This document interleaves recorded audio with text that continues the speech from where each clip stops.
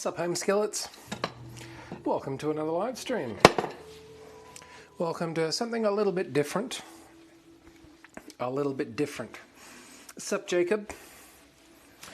Jacob. Now Jacob, if you like Italian cooking, what we're going to be doing tonight is ancient Italian cooking. It's I guess, am I going to call it a hobby?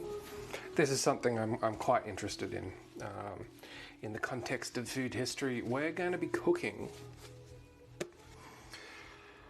a bunch of ancient recipes.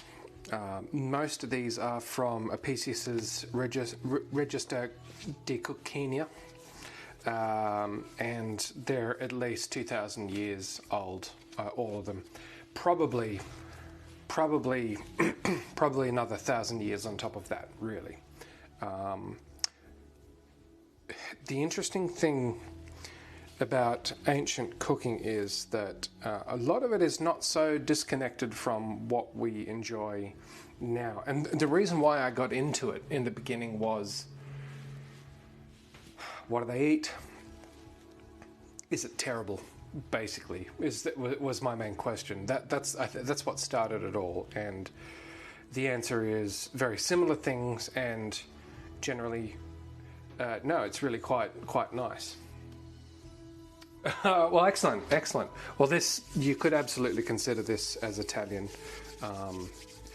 All of it will be from the peninsula, so from Rome, well, southern Italy, right through up to the north, perhaps some African influences, perhaps some other Mediterranean influences. Greek obviously plays a huge role in Roman cuisine. Sup has jazz? Cod face indeed. Yeah, so this recipe called for bream. They didn't have any. Cod is a pretty close representation there.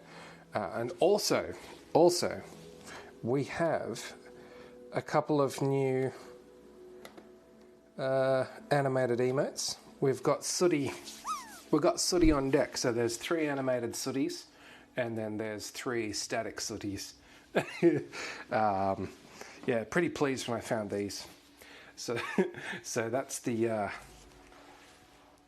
Has Jazz just finished work? Excellent. Has Jazz has had some of these dishes before, but the centerpiece dish we're going to be doing tonight I haven't cooked before, so that is the roast cod with the sauce, and also this chard and leek side dish, essentially.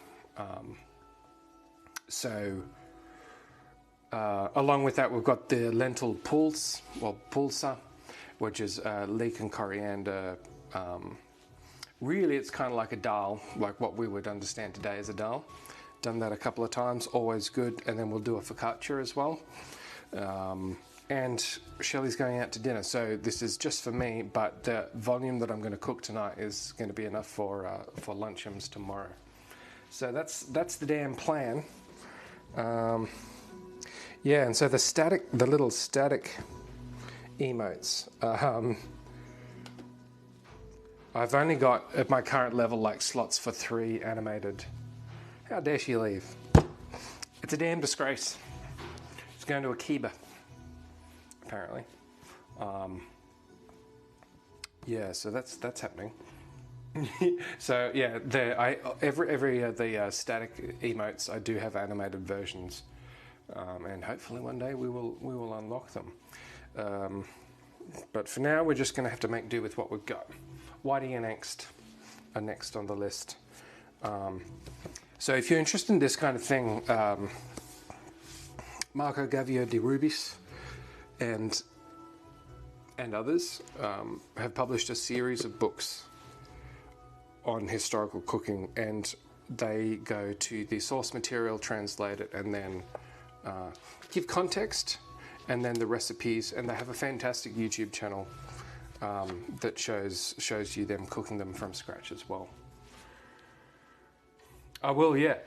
You're damn right I will. But yeah, I just hate that I've only got 4 slots for animated ones, because there's some funny stuff out there. I think some of them I'm going to have to get custom made, like the blue noodles, and angst as well, like with a scar. There's not too many little pixel art cats with scars on their front. Yeah, so that's the plan for this evening. Oh, can you? Actually, I gave Angst some cortisone pill today. His wound has been healing, but I can see that he's worried it open again. And it was, yeah, it just... Are anti-inflammatories the best thing for something like this? I don't know, but I don't have anything else. So just gonna hope. Basically, I just figure if it reduces the inflammation, potentially reduces some of the itching, even more likely to leave it alone. Yeah, antibiotics, but I can't get any. So I literally just have like 2.5 pills from Whitey's Ordeal to use, and that's it. So I'm giving him a quarter at a time, and once they're done, I'm out of ideas. Yeah, we'll cross that bridge when we come to it. But yeah, antibiotics is what I would like to give him. Well, I'd like to stitch his head up, is what I'd like to do. The recipes, all of these recipes are either in Discord or on my website. Links to all that will be in Discord. It's okay. I mean, he seems in good spirits. Where is he? He's on the picnic blanket at the moment, and he spent most of the day because it got down to -2 today, so I turned on his electric blanket and he spent most of the morning in there. Oh, it's very sad. What I really need is like a little tranquilizer dart to blip him with so that I can get him to a healthcare provider. But yeah, so let's start the lentils, I reckon. What? Flashing red. It's got him in Dingbottom. Dingbottom has eaten some of these dishes before as well. I think if I recall right, he said it was some of the best food he'd ever tasted. I think that's what he said.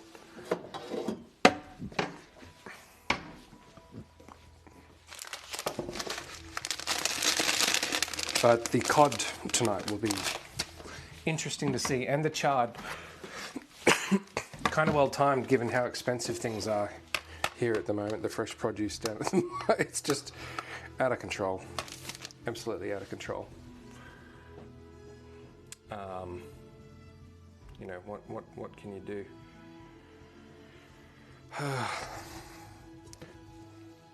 So for this,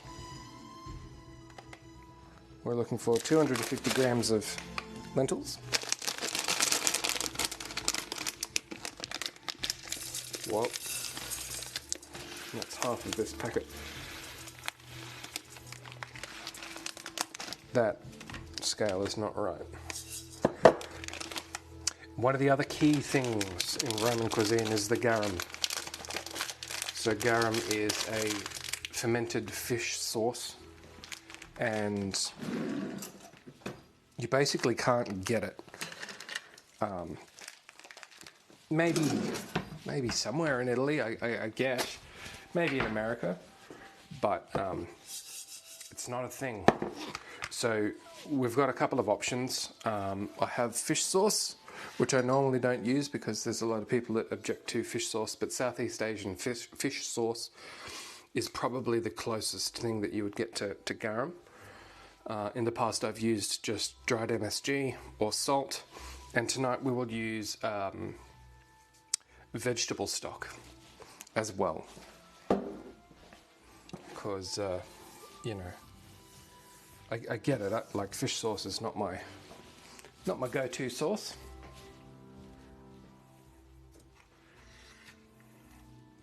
Dingbottom's on dinner duties. What are you having, Jacob? over at Jacob HQ.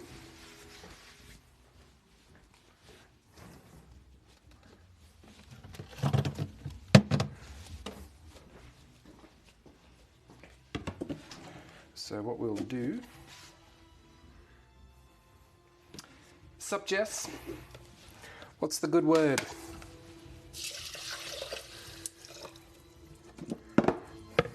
And what are you making for dinner? And is the recipe 2,000 years old?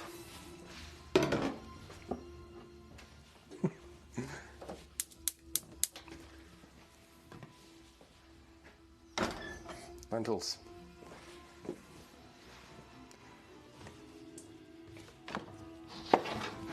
Jacob doesn't know. You still got time. You still got time. Whoa.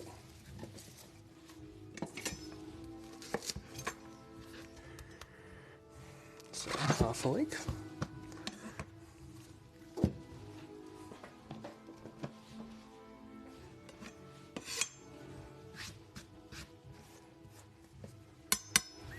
Cauliflower and oh yeah, that's a classic.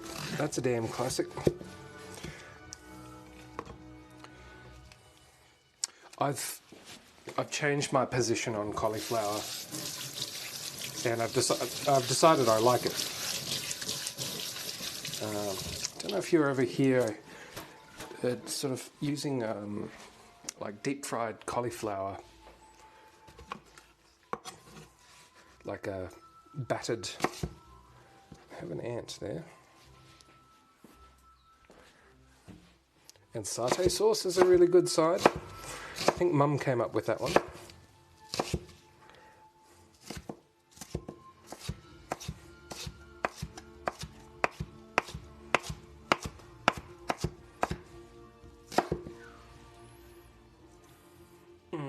Oh, salmon. I bought some salmon today. Wait, hang on. And they add leaves, some carrots, spinach, and basically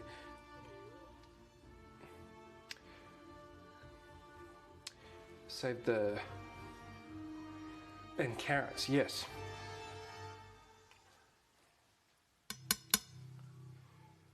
Glazed. Yeah, no, that like it was a surprising because up until pretty recently, I can't say I was like a huge fan of cauliflower, and I think over the past couple of years, just coming to terms with it as a like more of a vessel or like a conveyance in biosecurity speak for other things. But the texture, if you cook it right, is really quite nice. Similar to eggplant, it's like it's not doing a huge much on its own. I don't mind like a bit of steamed cauliflower with like a plate of steamed veg or something like that. But I'm not often thinking to myself, you know what? I'm going to boil some cauliflower and eat it.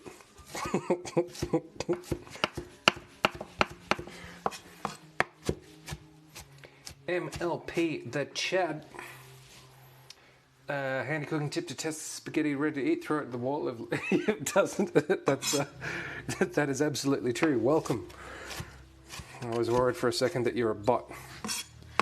But with that amount of cooking humour in your first comment, I'm going to assume there's a person at the other end of the line.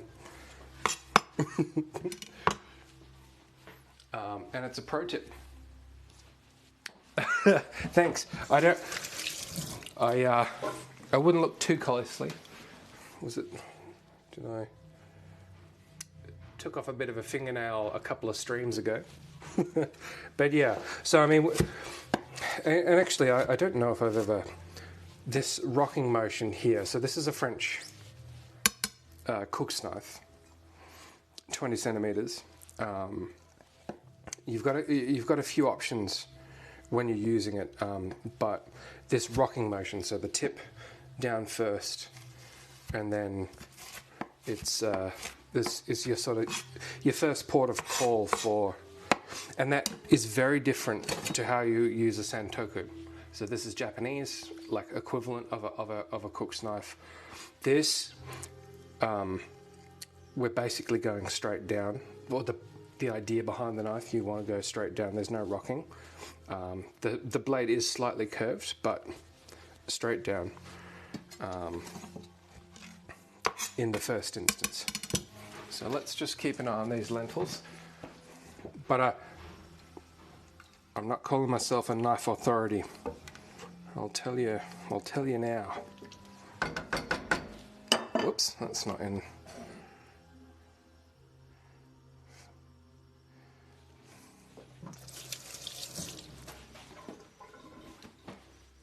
Oh, you're a chef? Oh man, I hate it.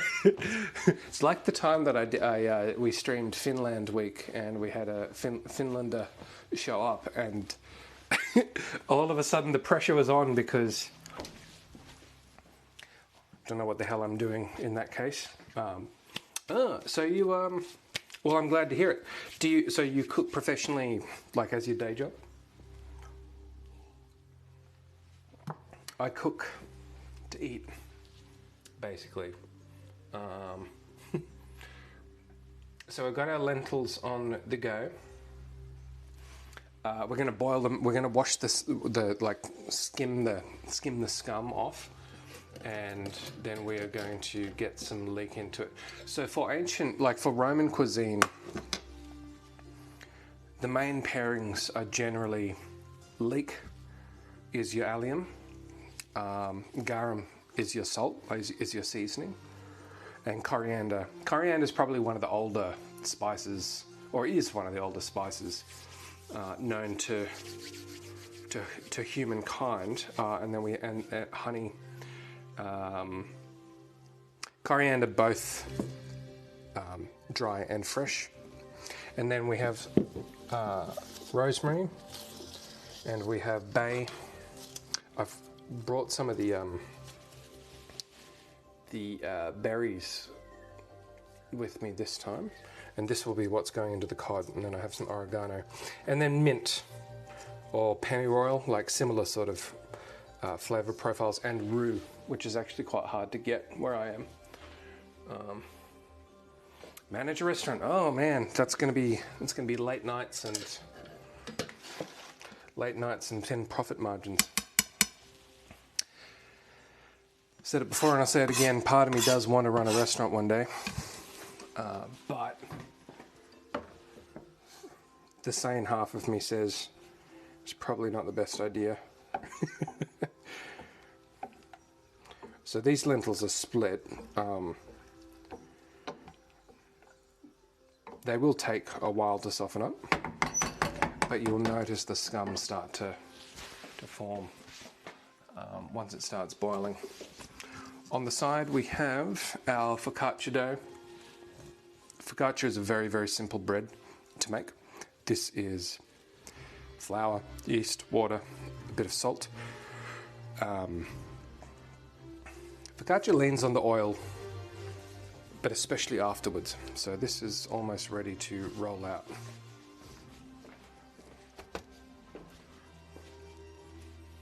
Italian cuisine, god damn. Well, you're Australian as well. Well, there you go. Jacob likes his Italian cuisine. I've been inspired over the past couple of nights to do some Italian cuisine. So we did a mushroom risotto, and night before last we made some fresh pasta and did a garlic prawn sauce. From Sydney, but in Queensland now. Shelley is originally a Queenslander. She's on a call at the moment, but I suspect we will see her soon. So let's get this out of the way. Do you stream as well? The chat.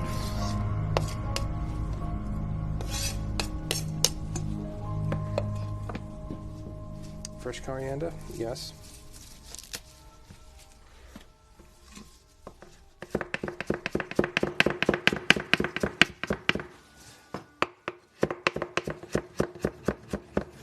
I'm mincing this because we'll be mixing it into the pulse.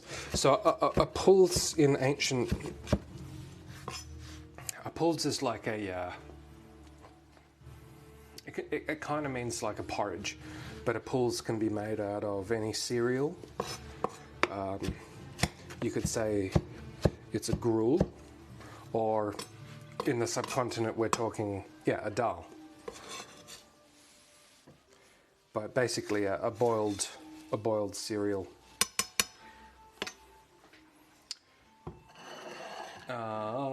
You stream a lot now, finding the time and motivation? Yes. I don't stream for money. I'd be in serious trouble if I did that. Oh, that's interesting. Well, I'll give you... Let's jump over to...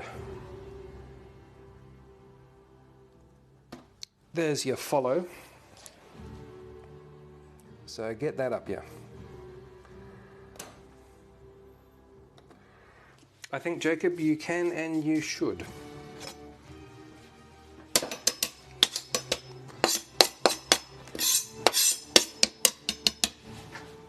I find sometimes I just have no interest in streaming. Other times, like at the moment, like I've been on a bit of a roll.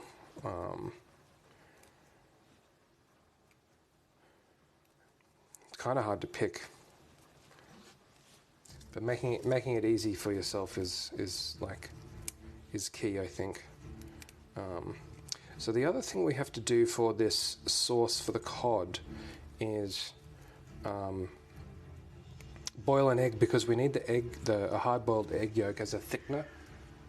Hang on, that sounds like a cat battle.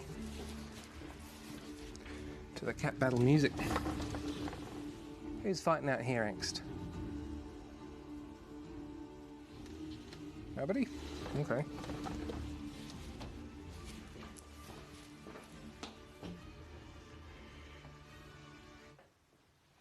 Well, thank you very much. When I started, I just really wanted to...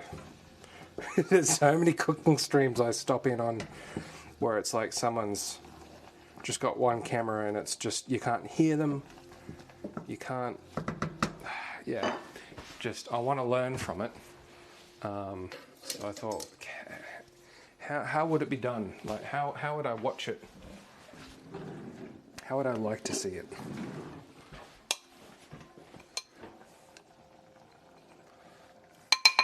Have you ever done any older recipes, Chad?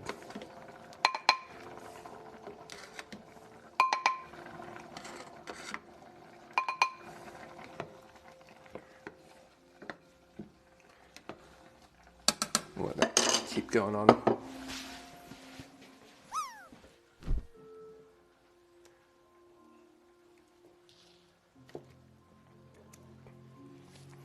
Yeah, it's look, I mean, people like it and want to eat it. That's fine, but it's more yeah, it's just really hard to see what's going on. And it seems like in Australia anyway, like there are some Aussie. So Miss Molly Makes, she's from Western Australia. She tends to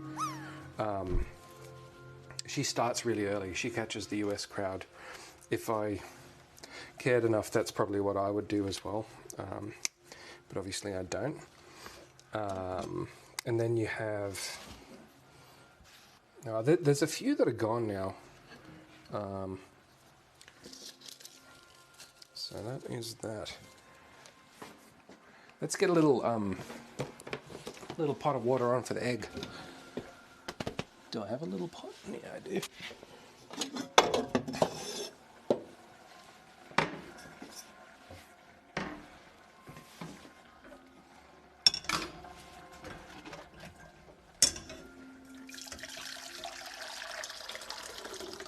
So I just need to hard boil it. Nothing particularly exciting. And those lentils, whoops, need a lot more water.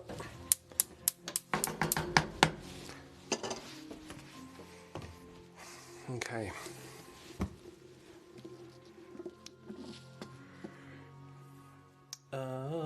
Wait. wait, some multi-generational recipes, Chinese and Sicilian. Oh man, yeah, we had good fun on Lunar New Year. Or did I just mess up my camera angle?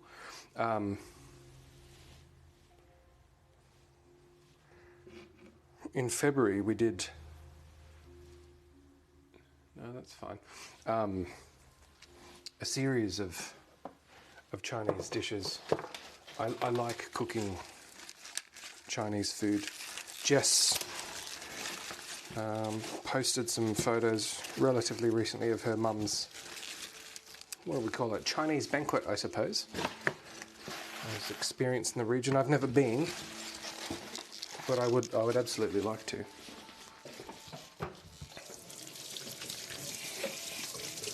So I think after the US, provided we have no other world-stopping pandemics, Japan, China, and Italy. Italy being a sort of focus of I guess professional interest. So southern Italy would be, it's high on the list.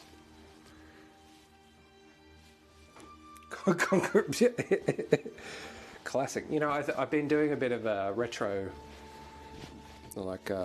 classics while I've been on leave, and The Godfather has been on my list for a long time, and I've never actually seen it. The Godfathers.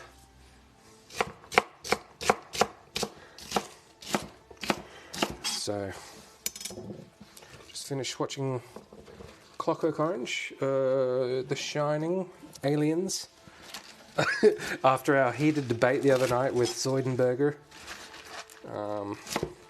I did watch Aliens again just to make sure that he was entirely wrong about what he was saying.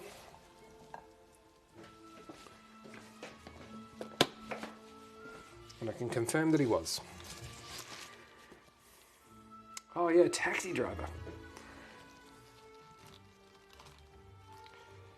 Hey, you know what? I'm glad you said that, because I agree with you. Like, I got through, watching it, and Jack Nicholson, always good for a laugh.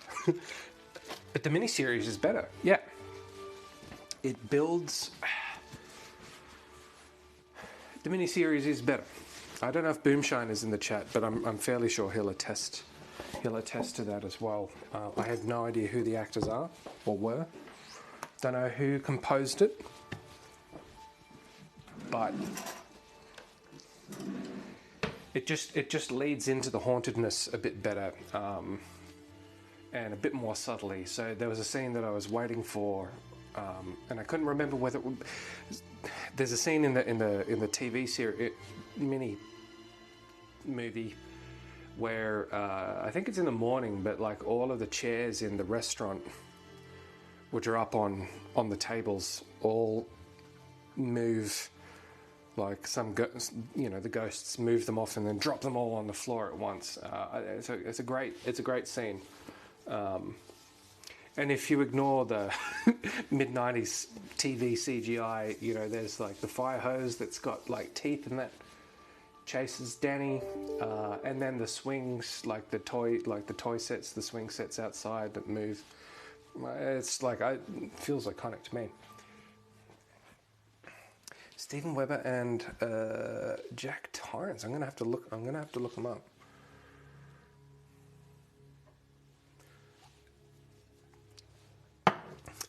I do, because we're headed to the US shortly, like in 4 weeks. I would like to go to Colorado, and I wouldn't mind going to the Stanley Hotel either. Okay.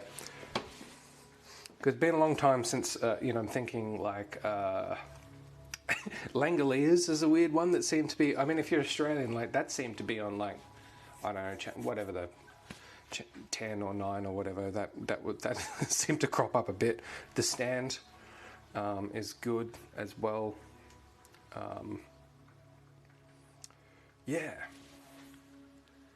Langoliers is it's a nice Where's my egg? It's a nice change, like a fresh sort of angle on what horror can be. Or the themes that can drive a horror story, I guess. Set a timer for 10 minutes. So I want that egg completely, I want the yolk completely solid.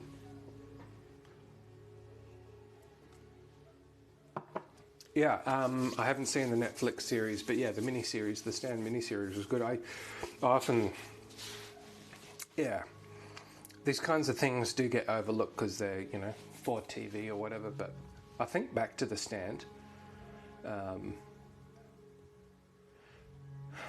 you know, and maybe it's because I'm getting older, but you know, do I like the more the budget that kind of informs what the special effects are going to end up looking like on stream, like the it's like the aunt or whatever. It's the lady, she's playing the banjo, and then like the devil shows up, and like while she's plucking away, blood starts coming out her fingers. It doesn't look like all that convincing, I guess. I mean, I've never seen that happen in real life, so what do I know? Guitar, okay. Well, I think we've got a Stephen King fan in the house tonight. Yeah, so, and actually, because Jess, because Jess likes her fantasy, there is a Dragons, it's a one-shot Stephen King. It's like, it's a sort of a high fantasy, Dragon's Blood or something like that. It's a fantasy story. I think is actually one of my favorite Stephen King books, but you're right, they're more thrillers than they are horror. Absolutely agree with you on that. We're going to swap these.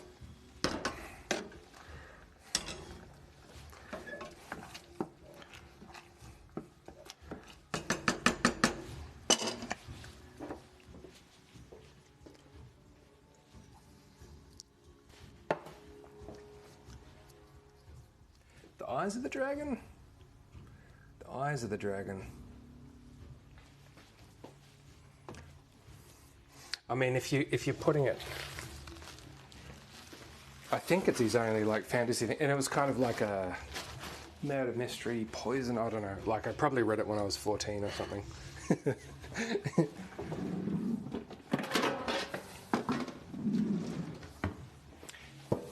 And Misery would be another good example of where it stands out. You know, because the horror is a person. You know, it's not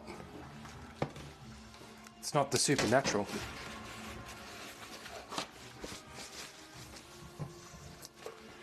All right, let's get the focaccia on the way. It's pretty cold here today. I did a sourdough last night, and things are struggling to rise. Got to add a few more hours to the rise at this stage.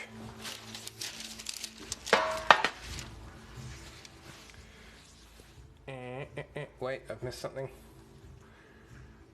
Brian Lumley? I've not read any Brian Lumley. I actually haven't read any fantasy for quite a while. I'm either reading food history, Patrick O'Brien, working my way through all of the Hugo Award winners, so I'm up to the late 70s now. But yeah, it's been a long time. Like literally, I think the last, I couldn't even tell you.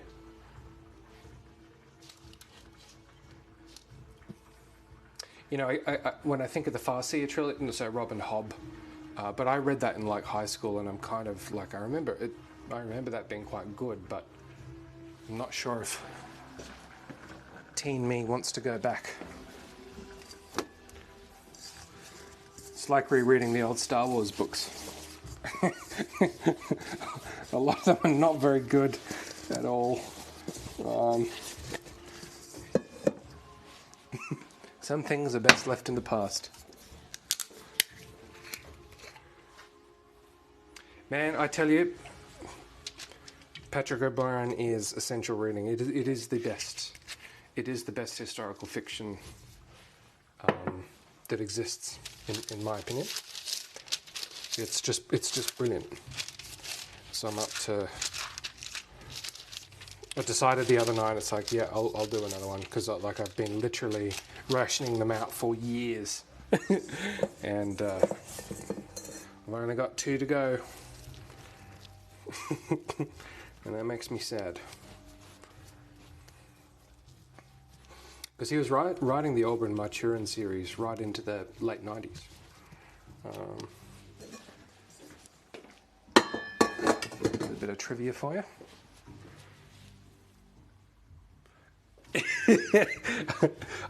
I've never bothered to read Atlas. Yeah, well, I haven't read any Ayn Rand. Like, I'm pretty sure I get the idea. And she can shove it.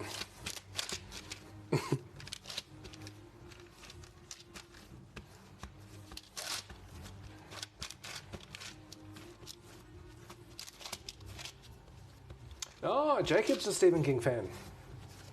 Well, that's that's what it seems to me. Like, it's kind of, and again, I haven't read them. I haven't read a lot of things, but yeah, it's a lot of. It appears to be a lot of sort of unreasonable.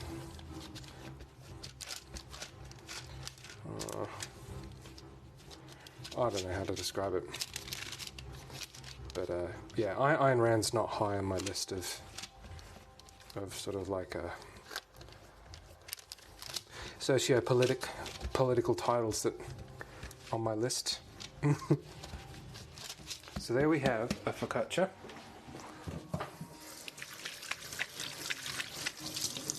And we put it to one side and let it rest and rise.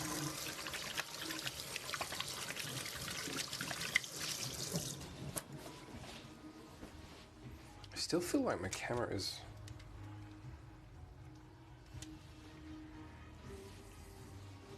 Drivel? Look, I'd believe it.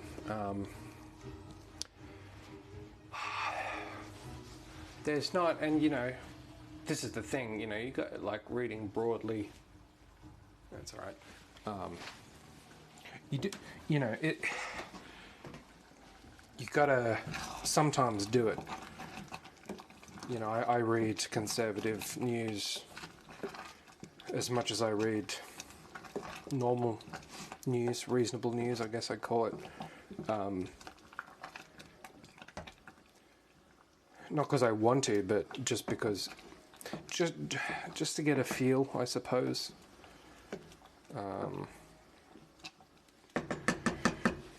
And can confirm that it's largely stupid. I think that the most interesting thing, having studied politics for as long as I have, watching Drudge shift has been pleasing and fascinating at the same time. I check Drudge multiple times a day. Yeah. All right, this goes somewhere warm.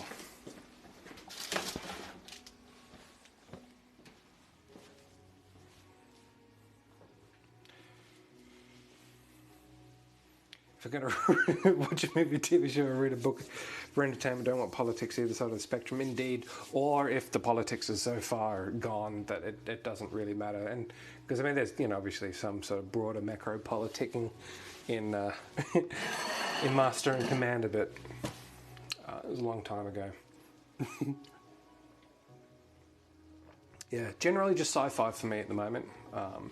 Didn't love Timothy Zahn's new Thrawn book. Yeah, So I do have a reading list on buzzme.com if anyone, on the off chance that anyone is interested. So let's just give this a... So these are falling apart. That's what we want it. So this pulls like a porridge. And what we want to do now is... So we're going to add the leek and the coriander.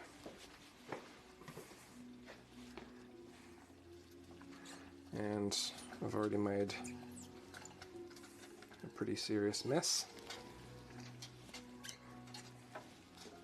Oh, God damn it. Ugh. I do think induction is on the cards.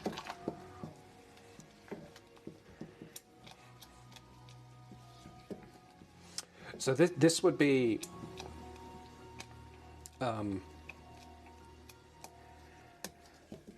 you would get this kind of dish all the way up to fairly wealthy families. The difference in social status in Rome, as it pertains to what kind of food they consumed, is similar now in the sense that there are more expensive cuts. There are more involved preparations, but all would have eaten something along these lines, regardless of their social status.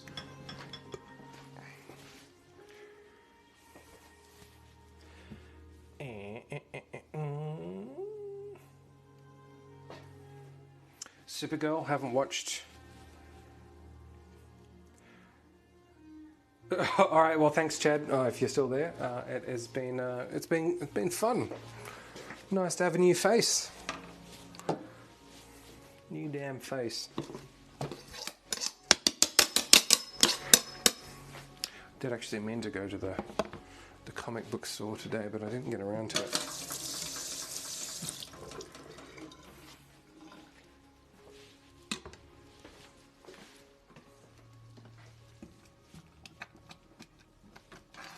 Smells pretty good.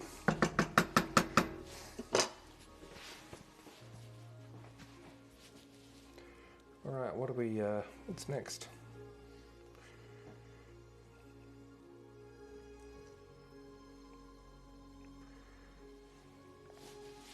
Okay, so now the spices.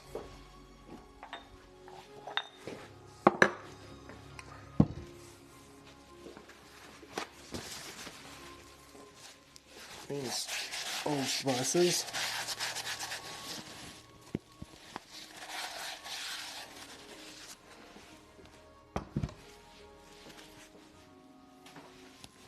So we want coriander seeds, about 5 grams, peppercorns,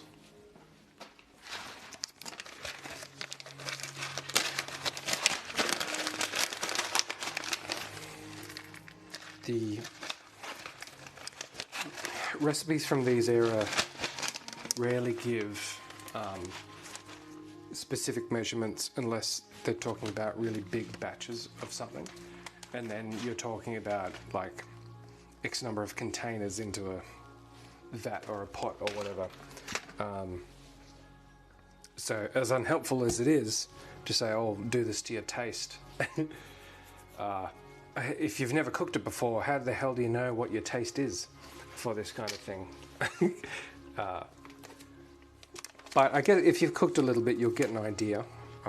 And then just start small and you know, add things as you mix them in, let them sit, and make a decision from there. So we'll do about basically 5 grams each of caraway, cumin, pepper. We're going to add some mint. Dried mint, don't underestimate it. You can add this a bit later if you want. I'm going to grind all that up.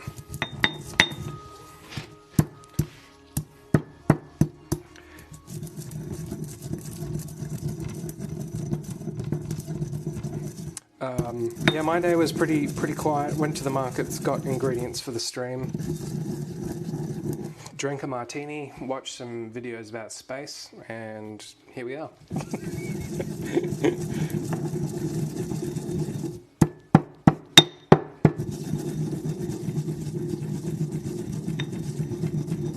Talked to Shelley for a bit. Cleaned up some whitey vomit, fed angst, fed sooty 5 times. Got the new emojis. I think that sums it up.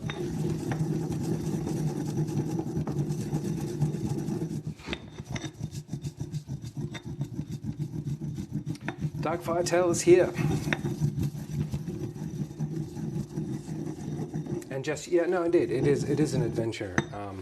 And I think definitely you get to a point, you do get to a point where, because I've been cooking for a long time, and only recently, to be honest, have I felt like confident enough to start winging it. I do wonder, and it's not like a gender wars thing, but like I was talking to Hazjaz about this like years ago. I tend to follow recipes, or want to follow recipes, because I want to see what the author intends, which is different from taking, using a recipe as a base idea and running with it. But I'm at the point now where I'm pretty comfortable winging it.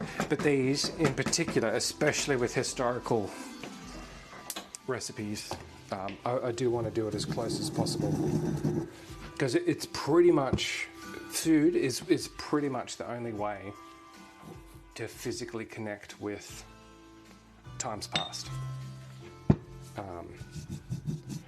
And there aren't many recipes from the past. I mean, the ancient past.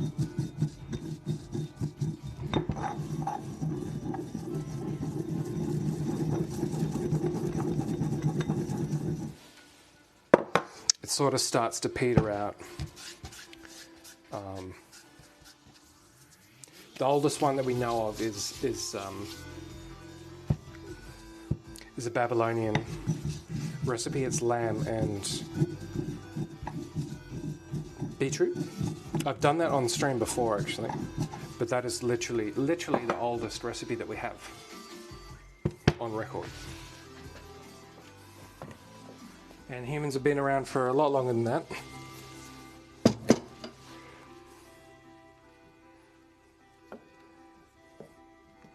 Yes, it smells good.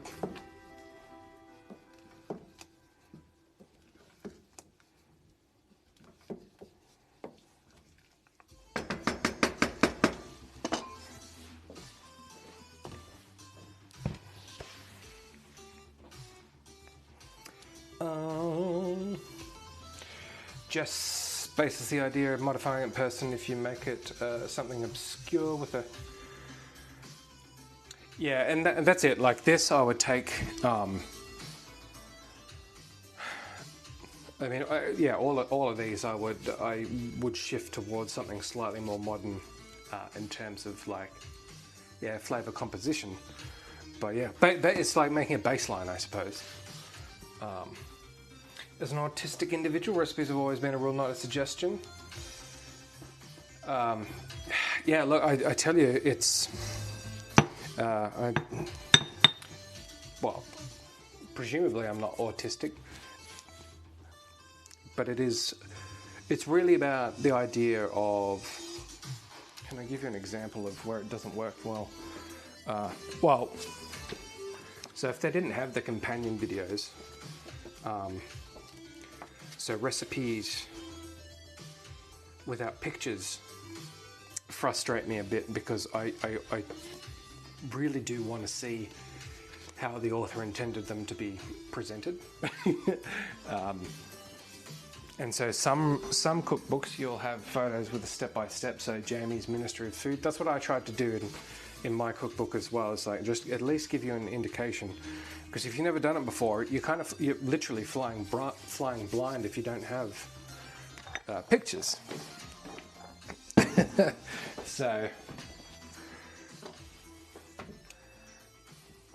you know, I'm not going to recipes for suggestions. I'm going to recipes for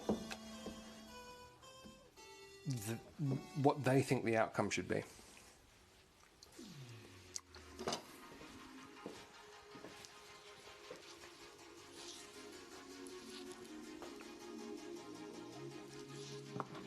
Yeah, for sure, Doug. Like, I mean, I think sometimes it's just easier. It's faster, you know, when you're cooking something, you know. What the hell is going on here?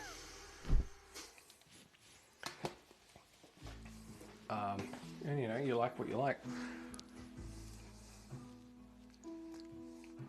And so it used to be my rule on stream not to cook much new, because apart from having to, you know, the stress of doing it new in front of randoms sometimes was stressful, but that is good. Yeah, that's good. Makes lentils interesting. Jacob's cashing in the food fact. And just, yeah, that's right. And then there's the food porn component. We have someone at the door. Hello, Whitey. We don't have emotes of you yet. All right.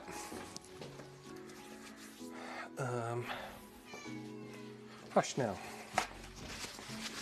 Peace. Peace on your world.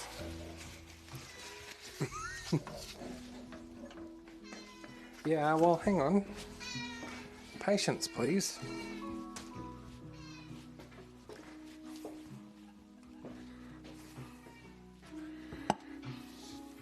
Exactly. That's what I'm saying.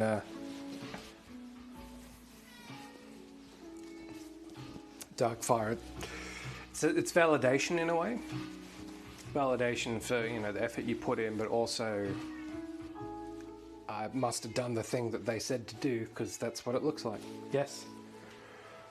All right, we're going to go BRB. We're going to feed the cats. We will return very shortly and move on to making the sauce for the cod. And that will be... You want to say hello to the internet, Whitey? You want to come up and say hello? You want to show everyone your eye socket? No. No, you don't. No. No. No, there'll be none of that.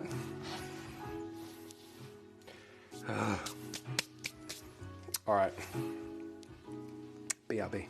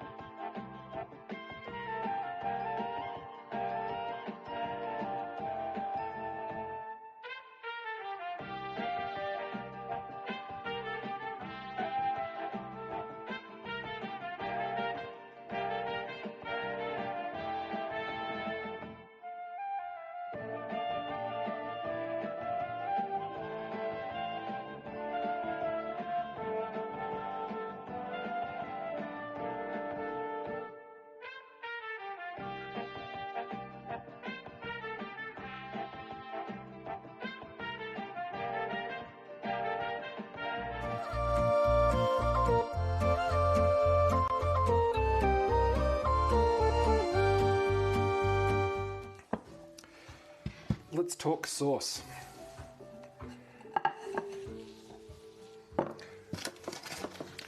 So again, we are kind of flying blind.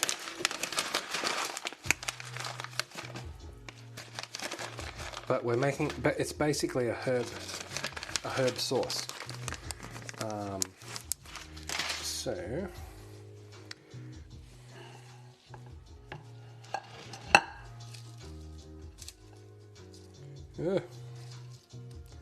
disentangle.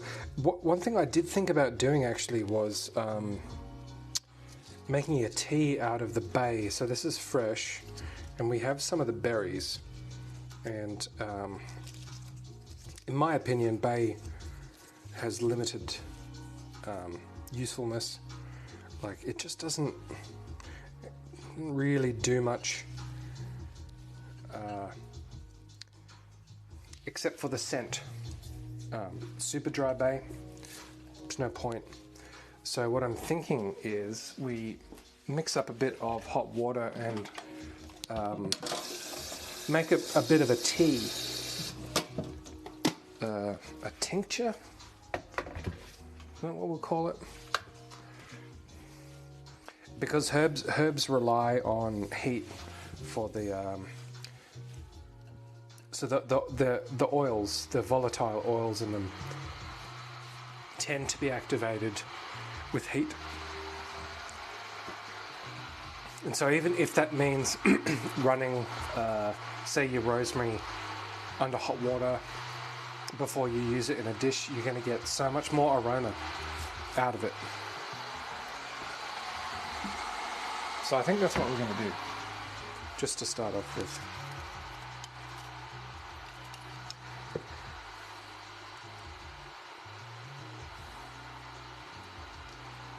So we had pepper, bit of caraway,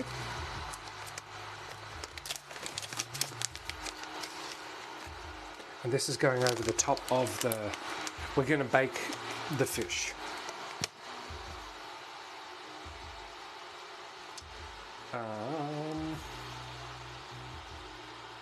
Caraway, yeah, so parsley. Don't have any roux.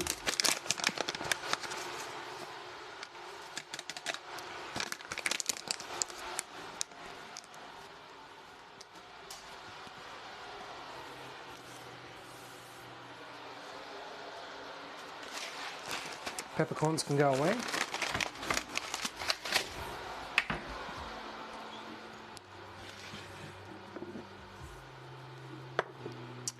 And yeah, tarragon actually, to sit in for the lovage,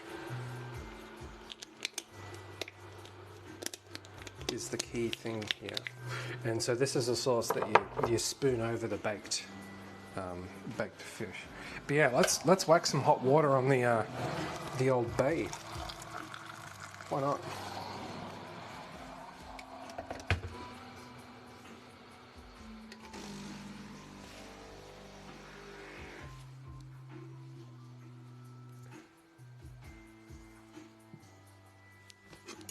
Honey is the other key thing.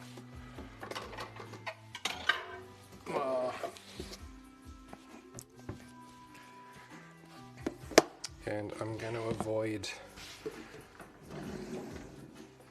contaminating my mortar with fish sauce, and I'll mix the rest. Yeah, so I was so close to going out and harvesting some more honey today, but geez, it's so cold. I probably have enough. The bees probably have enough, but I don't know. So it doesn't call for much, so I'm just going to... Actually, I wonder if I could just scoop some out of the bottom here.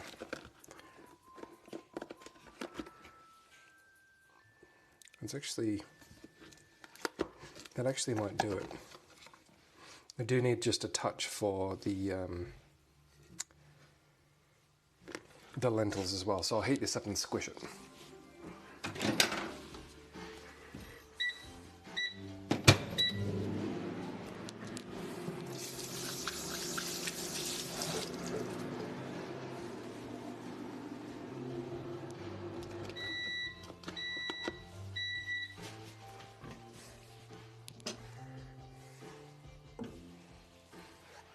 honey appears regularly in savory dishes in ancient cuisine because they haven't really got to the point where you have refined sugar. Yeah, well, full stop. And if it was available, certainly not in a commercial kind of sense. So honey is the key.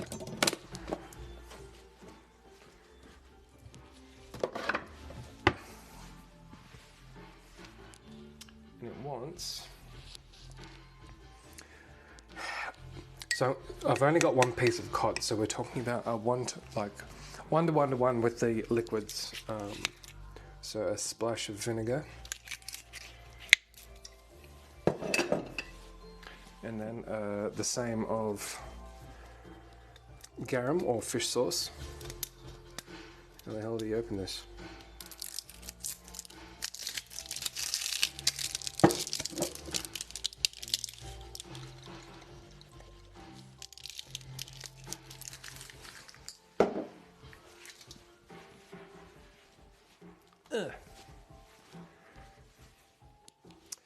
And then olive oil.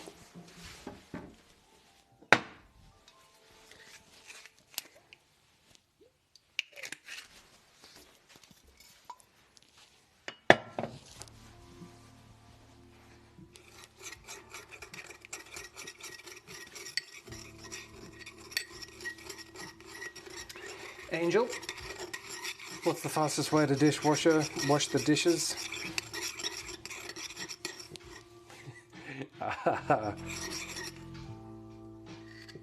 I feel like it's going to be really obvious. We did some good dad jokes the other night.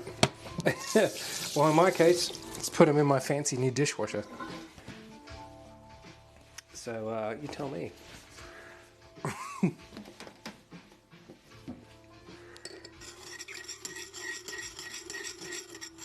Wolfie is here, and Jazz has just stepped on top. I think it worked.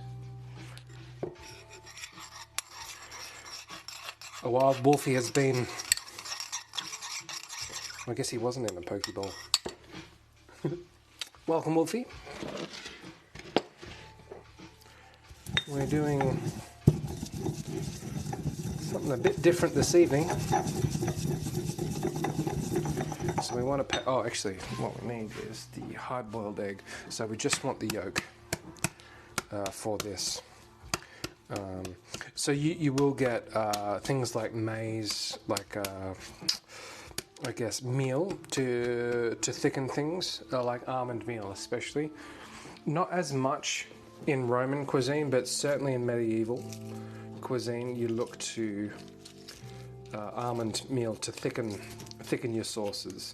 So or any nut meal really, but egg yolks were the in thing.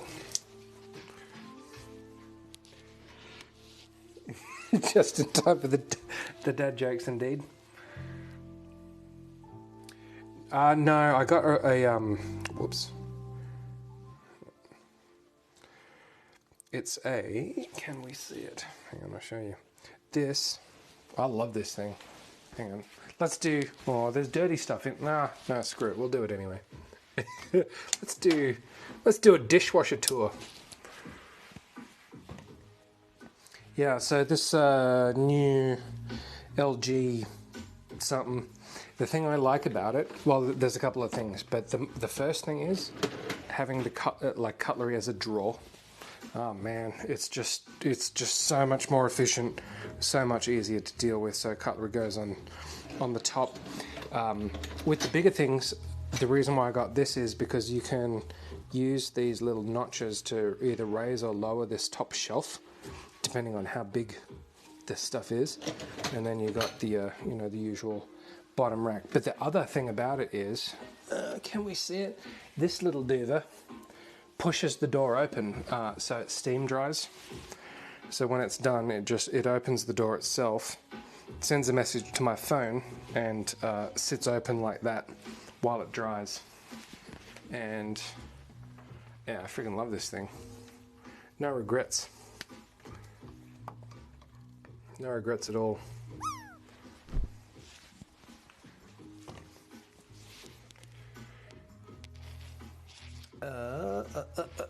Pots and pepper. Marry someone with OCD and they will take care of the pots. Yeah, Wolfie's available. Yeah, it's a tough one, isn't it? Really annoying. I cook so much that I probably wash. It's about, on average, probably 2 loads a day. I'm going to put some salt and pepper on that and eat it. Will that pan full of utensils be fully washed in? Oh yeah, absolutely. You can fit a crazy amount in. I forget what the marketing copy is, but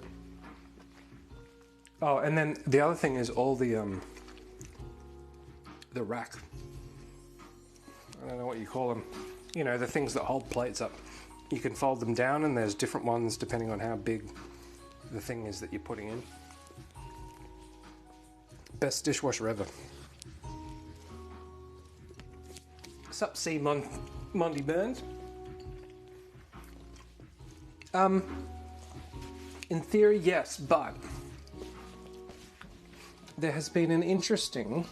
Let me show you. Yes, they are. And so these are Baccarat. I love these things. They're great. Not too expensive, not too cheap. Fantastic. I've used these every day for like what, 4 years or something. But recently, this has started. The finish has started to come off, and I wonder why. It doesn't really make a difference to how it works, but I've noticed since I got this dishwasher, it's started to come off. I'm not like that worried, but it's kind of weird, whatever the finish is. And so you can see like this edge, like where I whack the spoon when I'm, you know, trying to clean it off or whatever. So to answer your question, yes, they are. I'd be in serious trouble. I would be in very serious trouble if they weren't dishwasher safe. Oh, Zoidenberger comes in with the bits. Greetings.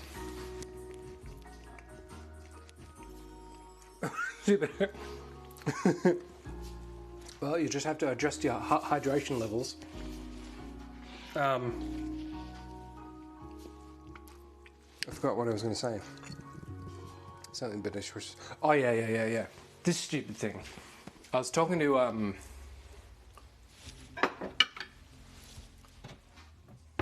someone on stream fairly recently. Whoops. I still, for the life of me, can't work out why. So this is a official, like it's a KitchenAid whisk. And this stupid metal, like if you've ever had like ice cream scoops that aren't stainless steel, they're made out of whatever the hell this is. And it just turns this color as soon as you put it in the dishwasher. I just assumed it was dishwasher safe, and it's not. And so you get these sooty sort of mushes. So well, why wouldn't you just use stainless steel? So anyway, it's one of the few things that aren't dishwasher safe in this kitchen. What's the hap, Zoidenberger? What's on the menu at Zoiden HQ? Oh, it's Shelley. So hi. Everyone was saying, where's Shelley? Here I am. Is Joe here? Joe DNS, no, I just missed. He was streaming late tonight, and I think he's gone to bed, which is sad.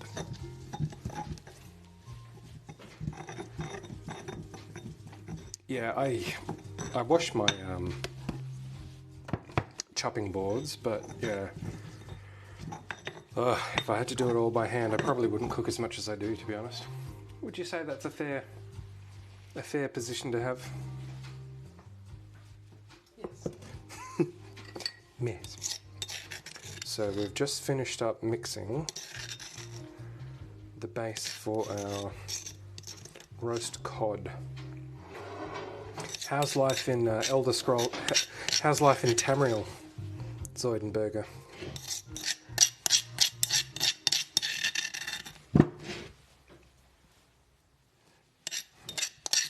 Fraught with intrigue and danger, no doubt. Oh, fried rice, eh? Whip up some fried rice from Tip's restaurant in Belconnen.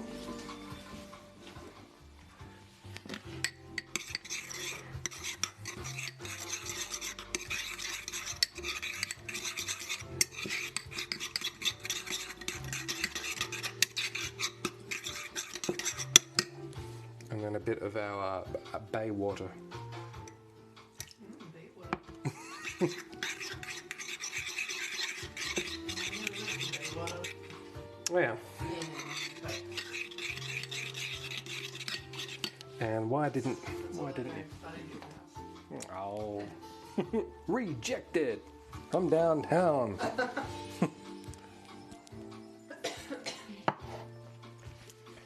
Life in Tamriel is good. It's not as buggy as it once was.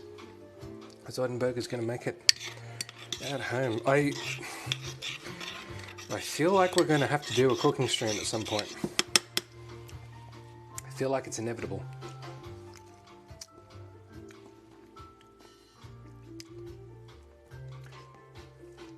What a combination. What the hell is going? Okay, so this.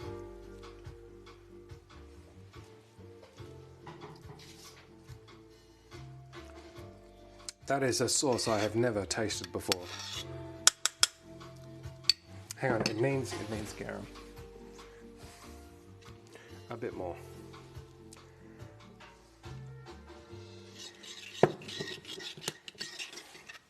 And maybe some straight up salt.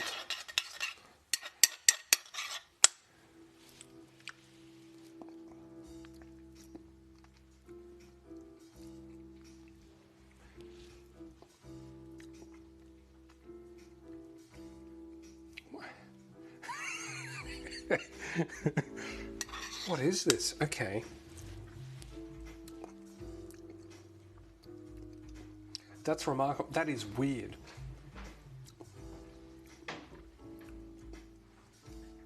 I don't even know how to describe it.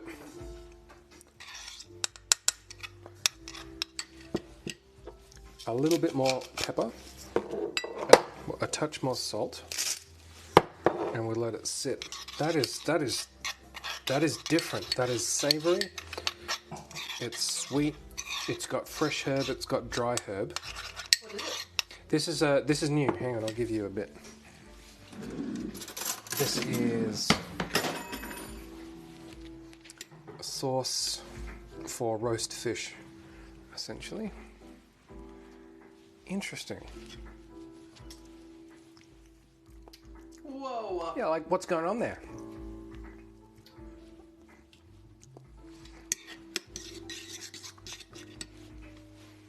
I don't even know how to describe that. It tastes a bit Indian-like. Yeah. Like the flavour profile. Yeah. That's what I would say. Wow. It's. Oh my god. Oh my god. It's sweet. It's salty. It's herby. It's spicy. That is that's something to write down. That's one for the history books. I can see it would be very good on fish. Yeah. So this will go on on roast fish. Wow. Huh. Sorry, I stopped paying attention to chat. Burnished aluminium. It will oxidize, did oxidize in water because it wasn't dried quickly. Angel uses plastic forks and spoons because it can taste everyone's spit, mouth and tongue.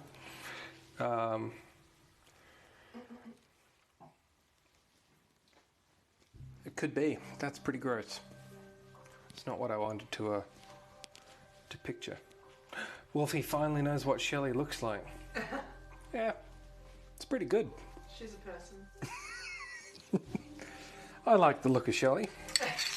I'd call myself a fan. Well, I gotcha. now I'm going to have to clip that. A wild Shelley has appeared. I was feeling bold. Feeling adventurous, obviously. No doubt about it. I'm not even going to get to eat this tonight. No, that's sad. Can't believe you're going out to whatever. I know. Yeah, that's Shelley. That's Shelley in a nutshell, what you just saw. Yeah. All right. Man, this is... that is a combination like none other. We've hit on something, guys. This moment right here, this is exactly why I'm interested in historical cooking. You'd never, ever, ever get this in a modern... at all. Awesome. That's definitely the best part of those books. Yeah. It's been such interesting comedy. Shelley in a nutshell. Total power. Shelley power. I thought you looked like actress Laura Prepon, and you were right. Oh, really? No, she's a Scientologist. Oh, but Scientologists don't. Well, It doesn't make you look in a way. Let me look it up.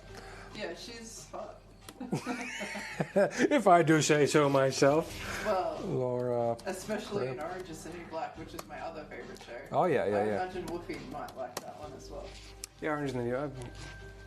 Oh, yeah, she does a bit. She does. Maybe when I wear glasses. Yeah. Okay. All right. I'll have to capitalise on that. 1980, so a bit older than us. Okay. Well, good. Yeah, she was in that 70s show. And then she was in Orange is the New Black. That's all I know. Well, I've seen Orange is the New. Scientologist. Nancy Cartwright's a Scientologist, but is she hot? Nancy Cartwright is in the voice of Bart Simpson. Wait, who's the voice of Lisa? Oh, no, that is...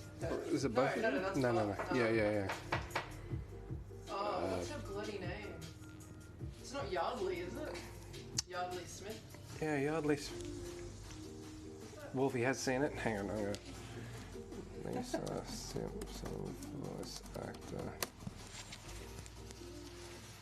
Yardley Smith, yeah. She's a Scientologist. Well, that's crap. Oh, and actually, Lisa sorry. Simpson would be very unimpressed by that. Absolutely, yeah, that's a friggin' disgrace. No, I take that back. I've got thoughts on Scientology, and I don't hold it against them, and I'll explain why. If not tonight, then sometime soon. This water. So this, it's a pity. So smell this. This is what Bay actually smells like. Oh, yeah. Yeah. I can almost guarantee you haven't smelt. It's like sweet. That's actually lovely. I'm adding some. That is fresh Bay though. Doesn't taste like anything. Yeah, but it smells really good. So, if you're using Bay, put it in some boiling water. Scientology is a cult, yeah, indeed. And so the reason why I was saying I have new thoughts on it, I'm just wondering if I'm about to veer off into politically controversial. Nobody likes Scientology. Nobody likes Scientologists, but the thing about Scientology is it's no more crazy than any of the other goddamn religions out there. And some of you probably in chat are of Abrahamic faith. Yeah, but the difference is how militant they are about shutting down, like, exposing it. And I know there's been instances of that too in other things when, you know, unsavory things Sure. happen, Yep, absolutely. but they just have this militant Yeah. No, they do. They stalking. absolutely.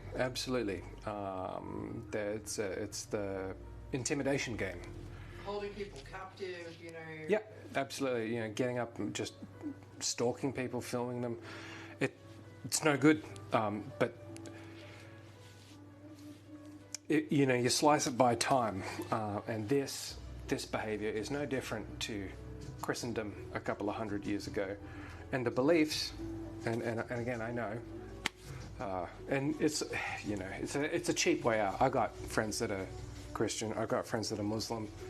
I work with people that are Hindi. Doesn't make any sense. Like, it's all just as crazy as one or the other as far as I'm concerned. And so when they say, well, we're a religion, can I really say that you're not?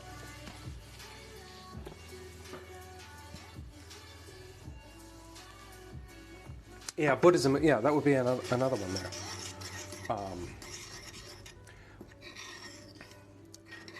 You know, you got friends and family that are Christian,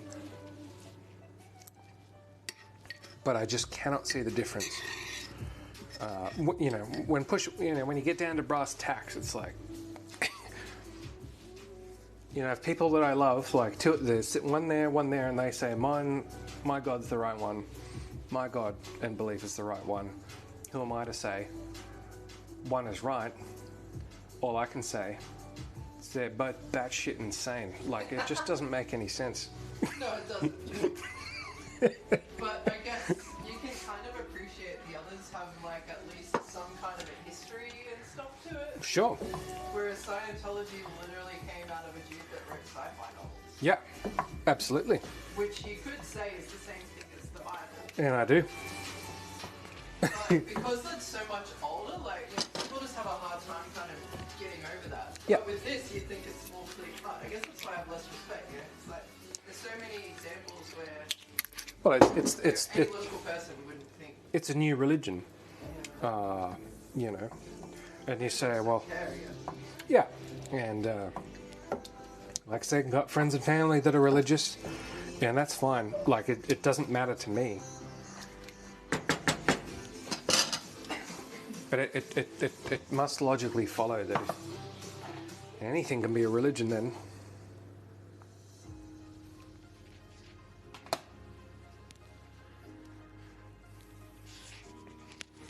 victims of abuse, sure, yeah, no, it's a tough one, and you know, so the nicest, the most hard, you know, the most decent people that I know are religious. It's fine. Like, you know, it doesn't matter to me. And I think this is the crux of it. It's like, it's not my right to tell you one way or the other how you should be or feel. You know, around here we have a lot of Greek, a lot of Italian, you know, a good friend of mine is Serbian, and so you have Orthodox. It's like, it's fine. Like, it's no problem.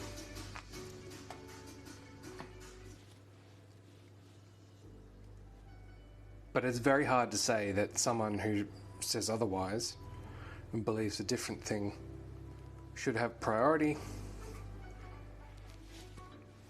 You know, I think the bottom line is believe what you want. You know, use what you need to get to the bottom of whatever you're dealing with, and to guide you. Because all of these religions actually have some fairly decent guiding principles on paper. Like, it's okay. And you know, Christendom, Judaism, Islam, they're not going anywhere. Buddhism, obviously, is not going anywhere. Scientology is emerging. Yanism, I suppose, would be another one. Maybe Zoroastrianism sitting there in the back somewhere. Jediism. Yeah, Jedi. Why not? You know, whatever you need. That's fine. It's not my problem, I think, is the point. But when it comes down to it, if someone says Scientology's not a religion, but Judaism is, how am I supposed to know? Like, yeah, I don't know the difference.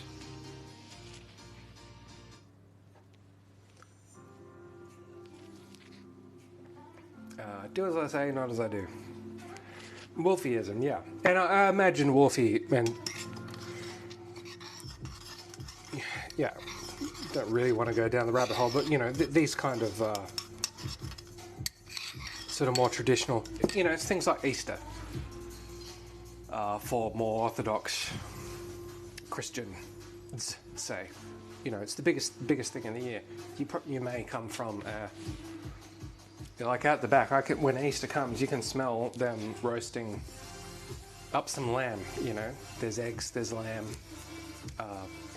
You know, my friends at work in the public service, they get time off for the Orthodox celebration rather than on the actual days. It's fine. But the point was, I just can't see the difference between them.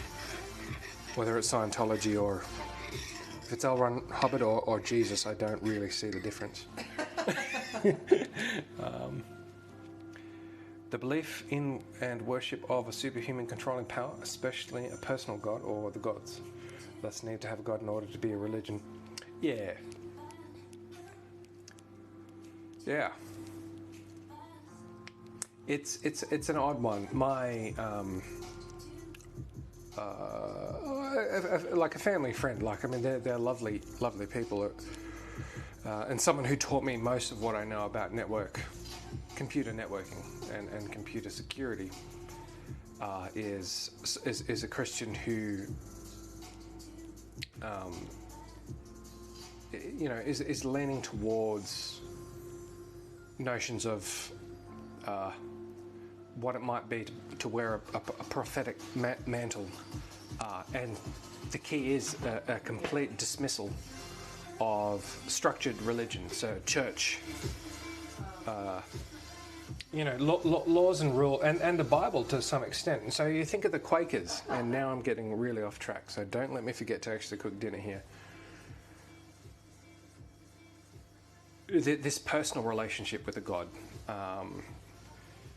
where traditionally there is some sort of intermediary. You know, in Catholicism, obviously, you have the Pope. The world is moving towards ideas, more ideas of a personal relationship with a God, and I think that's a good thing, to be honest.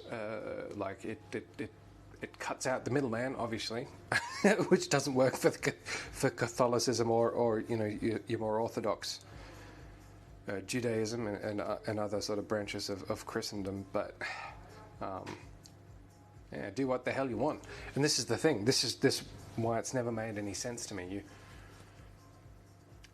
For homosexual relationships or, you know, social arrangements, doesn't matter to me. Do whatever you want. It's the same with religion. You believe and do what you want. It doesn't matter to me. Yeah, peace be with you. Well, there's three things. Greek gods and goddesses.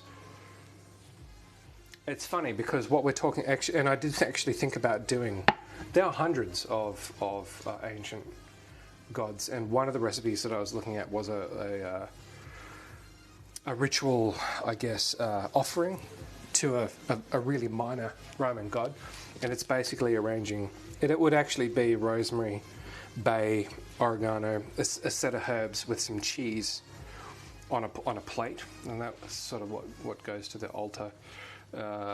Wolfie, maybe not not necessarily intelligent. It's more just that I just keep talking. But you know, at the end of the day, yeah, peace be with you. And I've known people. I have a friend who's moved, has what's the word? You know, converted from Christianity to Islam, and it's fine. You know, do whatever the hell you want. It's not my problem. And we're all probably going to get along fine. Mostly we do, is the thing. We read about all of these challenges and the conflicts, but generally, most people are good people. No, it just doesn't matter what you believe deep down inside. From a functional kind of perspective. Just going back for some more of this day, that is amazing. 2 awesome things. No worries, Jazz. Thanks for stopping in. We'll catch you again sometime real soon. Home Skillet.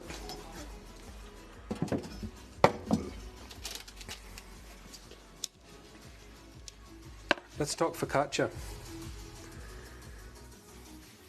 How are we talking focaccia?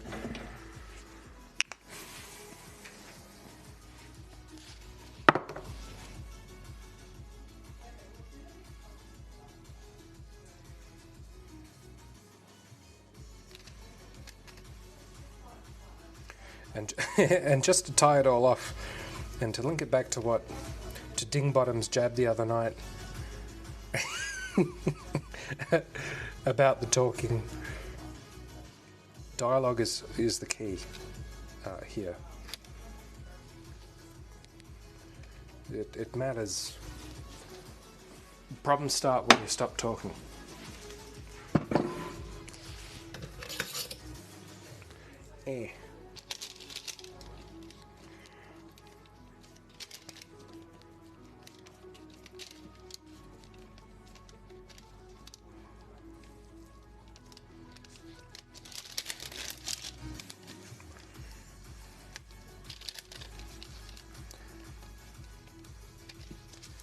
So focaccia's not as risen as Jesus, but once we get into the oven, we'll come back to life. See what I did there? It's just, what is it? No, it's 8 degrees. It's down to -2 earlier today.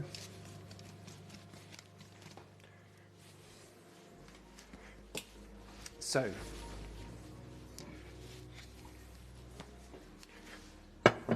in it goes.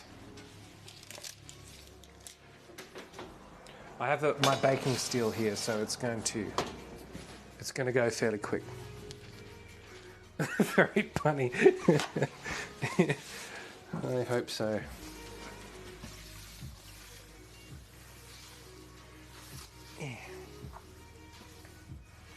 Jess, have you come across Zoidenberger in Elder Scrolls Online yet?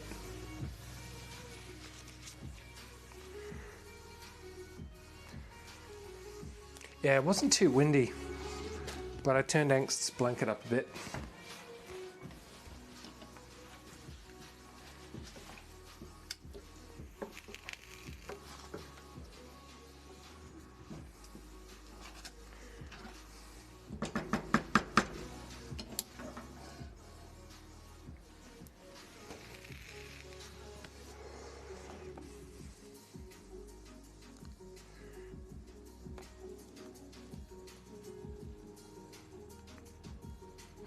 That's not a bad way to spend your time.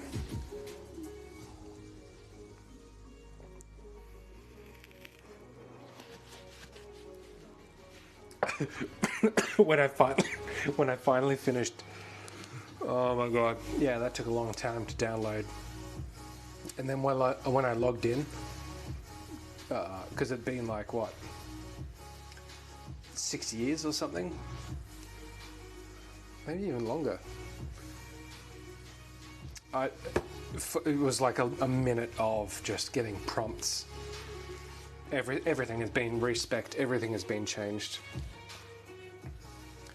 Didn't know where I was, didn't know who I was, didn't know what the hell I was doing. Hello!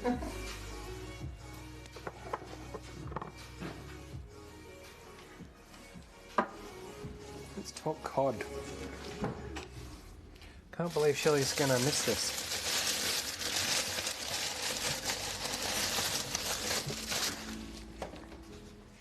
She's off to Akiba. Akiba.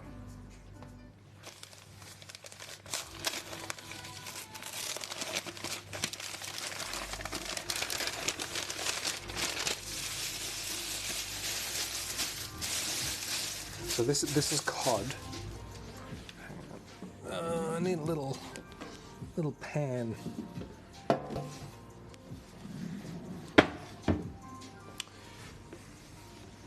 I've been debating how best to do it. Oh yeah, like I mean, overwhelming for someone who's played a lot of games, and then yeah, if you your first time into MMO, oh, just so much stuff. But all my inventory was still there, so I've got some baked potatoes, got a couple of daggers, got some rings, a few random mushrooms.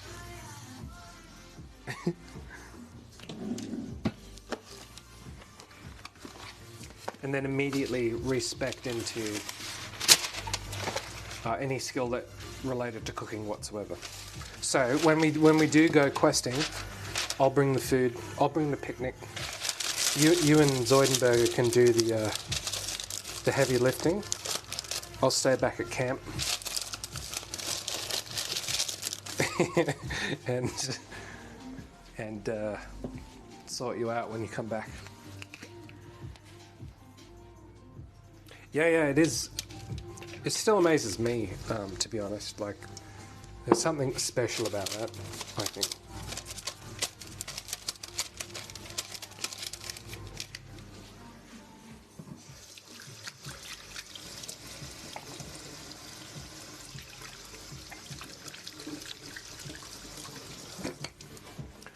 And I think some of the nicer interactions I've ever had in MMOs has been from sort of random connections, even if they're temporary. Like I think in World of Warcraft, I spent almost an hour with someone from Horde, like the opposing, the bad side.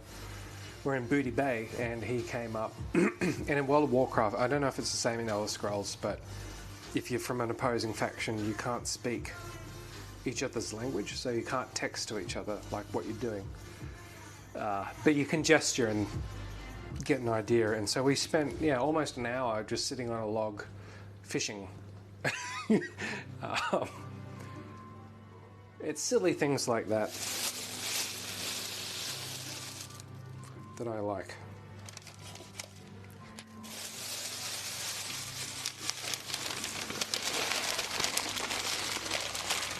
Ah, very good. Yeah, Seb's handy for that kind of thing.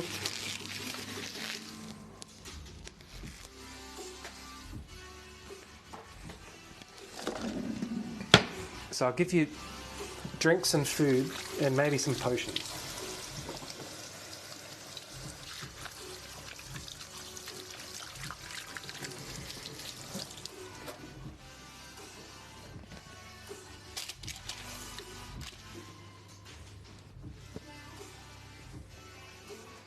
I shouldn't have washed my hands, actually. Let's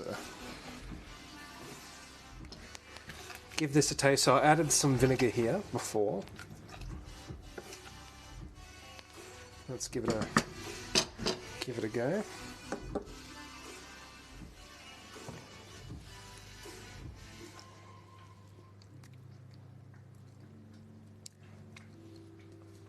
Yeah, that's good.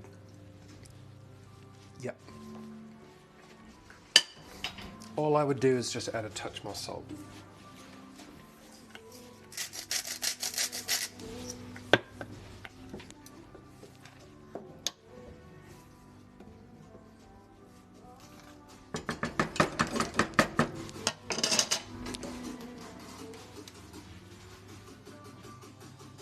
Oh, what? Man, I don't have a mount. Oh no. That's how they get you. Oh, how annoying. Yeah, I don't know how mounts work in here, so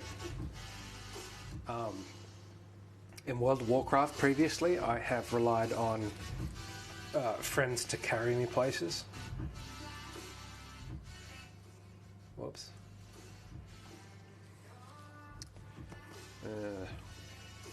I'll look into it.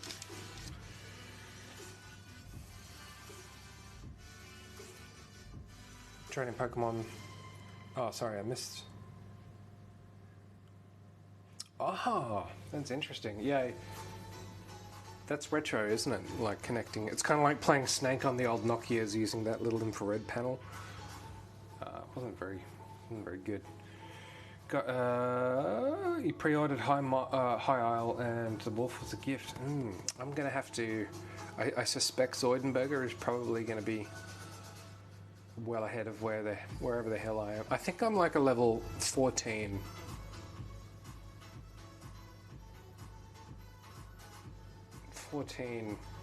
High elf. Something. I've got a staff. Man, I look really ugly. Like, I don't know if I decided, like, I can't remember the last time I played. Like I said, it was probably about 6 years ago, and so, like, did I make it as ugly as possible as a joke, or is that just how these guys look? Yeah, Nokia Snake. There's your multiplayer experience for you.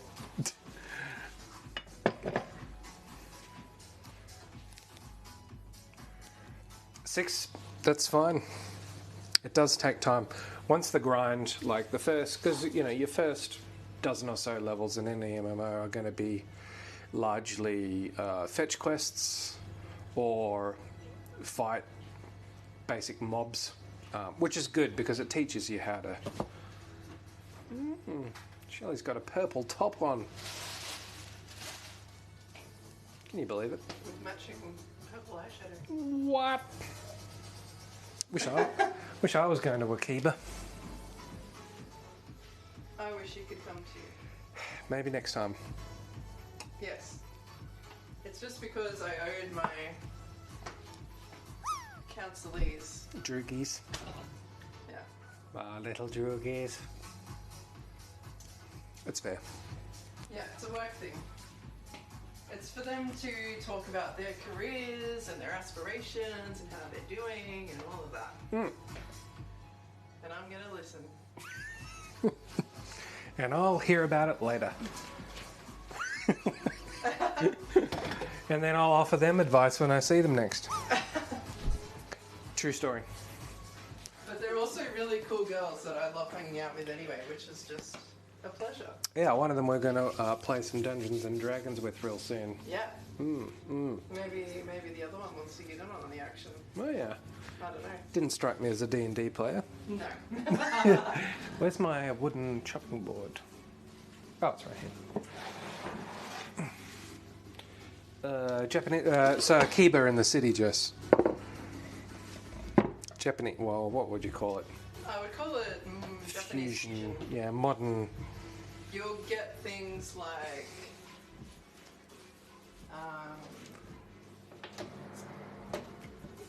Bread's almost done. I don't know. Well, like kimchi pancakes or fried rice with snake beans and egg and Mod Asian, mod Aussie, mod Oz Asian fusion. yeah, or like soft shell crab bao, which is probably one of my favorites. Yeah, they're quite nice. But we'll just get the feed me menu. Yeah, that's a good one. Yeah, totally. It is nice food, and they've got a really good collection of Japanese whiskies and sake there. And cocktails. And cocktails, yeah. There's a sake from Hiroshima, which I think is my favourite. It's got it tastes like melon and peaches, or smells like it.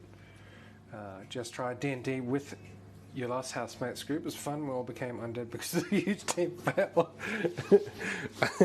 I can picture that. Now, my question for the COD. So this would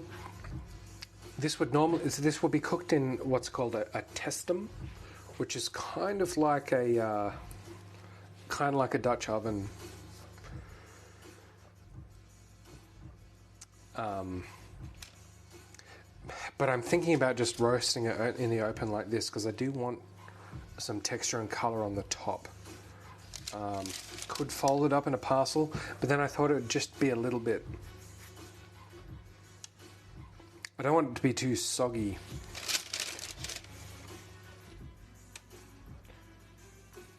Drunken redhead pirate chick. Shelley's character is called Violet Bloodmoon, and she gets special powers once a month. Very aggressive powers. All right, let's.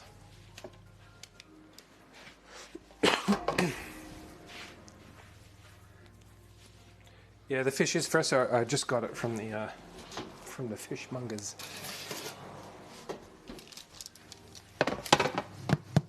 That's done.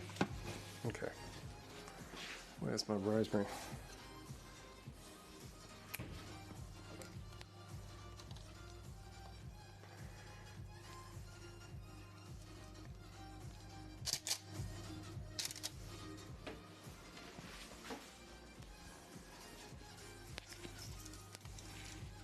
Yeah, an awesome werewolf. Sometimes uncontrollable though. You never know what you're going to get. Yeah, they have. They're almost finished. But yeah, that's where I got all this from today. So the main, whatever the main grocer, like the fresh produce thing I was open, and there's 2 fish stores that are open as well. So it's not completely open, but there's enough open that it's worth going to. All right.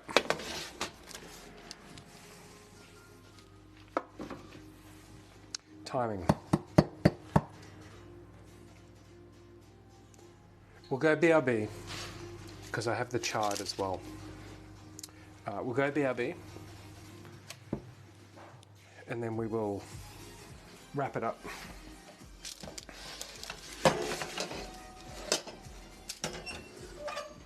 Because the chard and the leek won't take very long.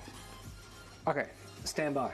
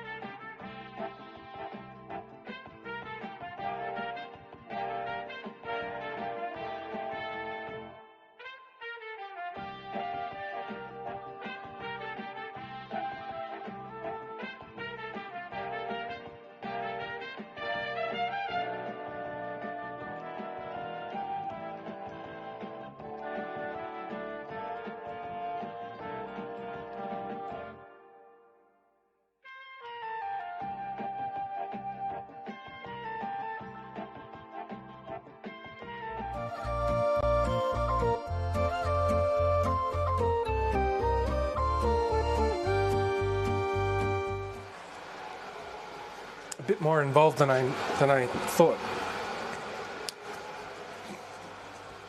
I reckon. Probably not necessary, but we'll do it. We'll do what a PTS says. Oh no. Am I? Ancient where? Where do you see this?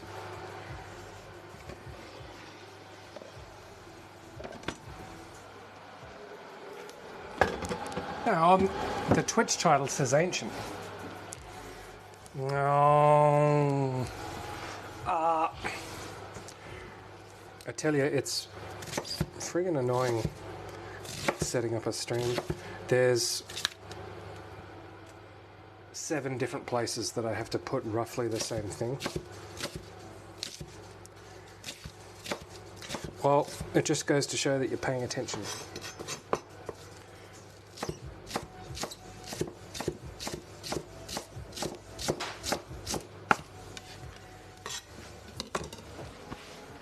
And no, there's not. Yeah, there's not a camera in the oven. Although I have been looking at ovens that do have a webcam built into them. I don't know if that's something you would really look for in an oven if you weren't streaming. I think he's outside.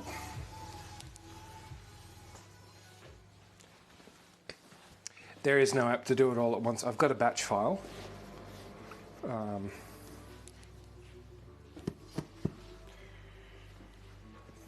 Wait, what did I miss? Wolfie...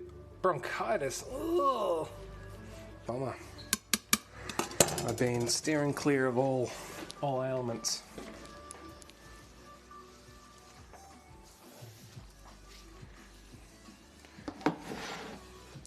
So we're parboiling everything.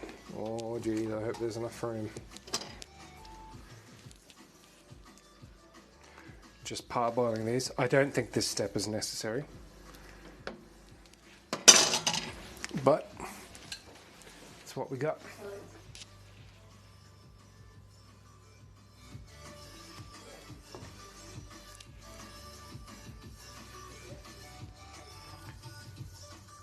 I've got a batch file that launches a whole bunch of things.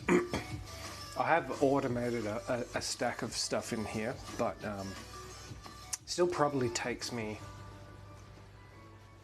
probably an hour or something to set, like including cleaning the kitchen and getting it, you know, ready.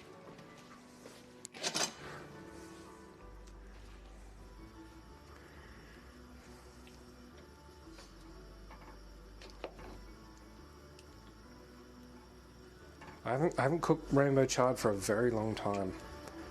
It's colouring the water, or that's interesting.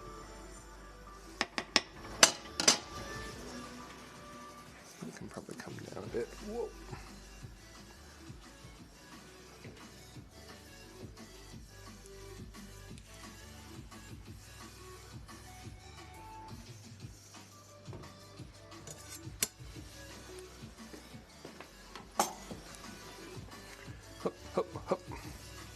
Alright, we're almost there. I guess you will. I guess you bloody well will.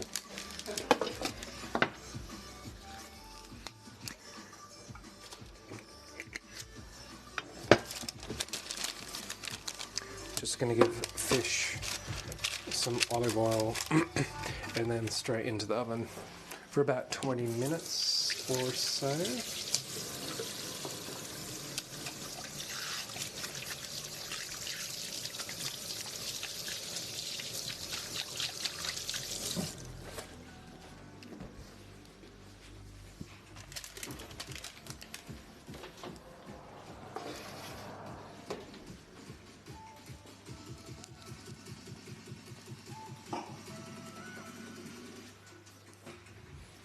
I hate bronchitis.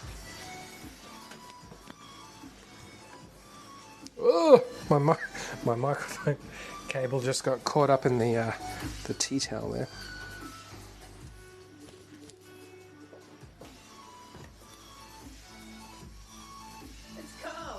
cow.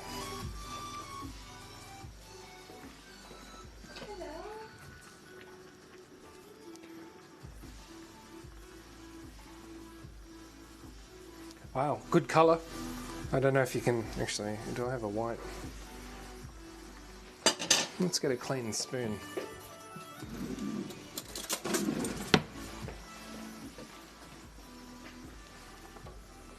Get some colour on there. It says for 15 minutes. That's too long. I think those Romans. What do they know?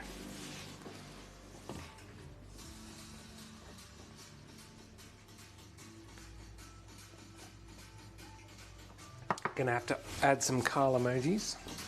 I won't. I'll just let. Oh, pretty good. Going off? Yeah, going off. Let's do a.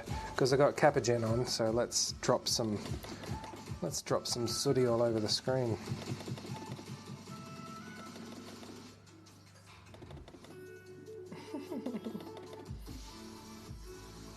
We had great joy looking at these earlier today. I extended the character limit.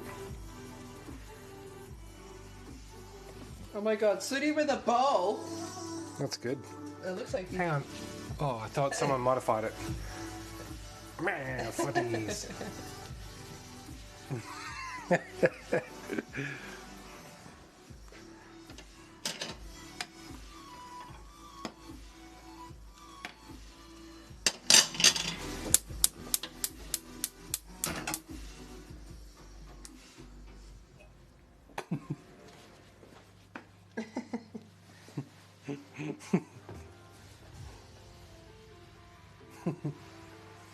Banging. All right. Coming up to 2 hours and a half, which is what I predicted. I feel like Sooty would be into Swedish, like, black metal. Yeah, death metal kind of guy. Yeah. Yeah, where is he?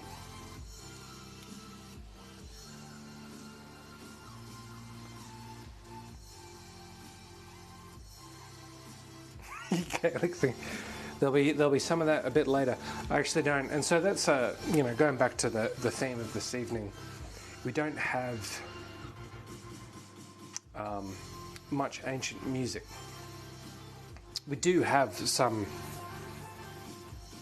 notation, but not a huge amount. Isn't it mostly like chants? Not necessarily. So if you think of... Hello, Carl. You want to come up and say hello to the internet? Ooh, Carl says hello to the internet. This is Carl. Are you going to get your emote as well?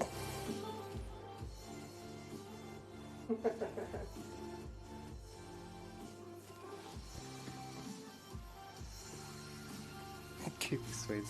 I'd listen to that. Actually, I did hear a bit of a kerfuffle, a bit of a fight earlier. I wonder if that was Sooty and Angst. All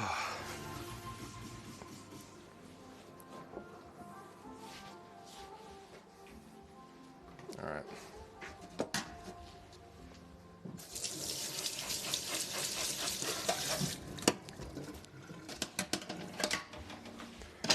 That's enough of that, I think.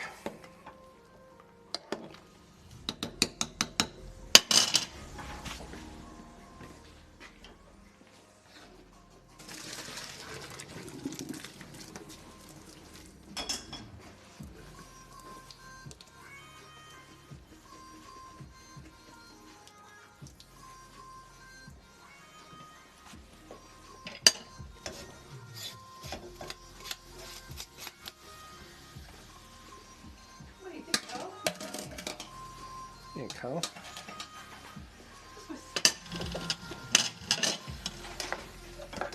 Oh, it's Sooty! Where? He just opened the door and came in. Well, I hope he hasn't been causing trouble. He's on his back. So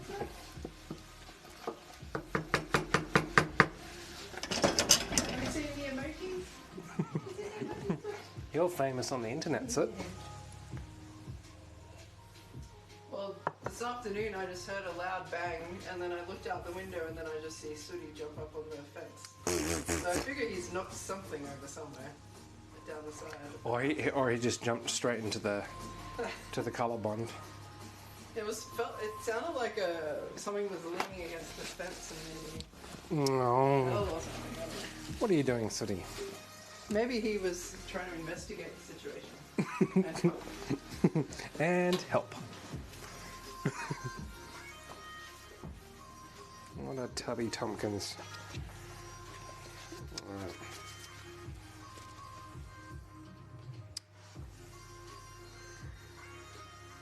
Black pepper and cumin.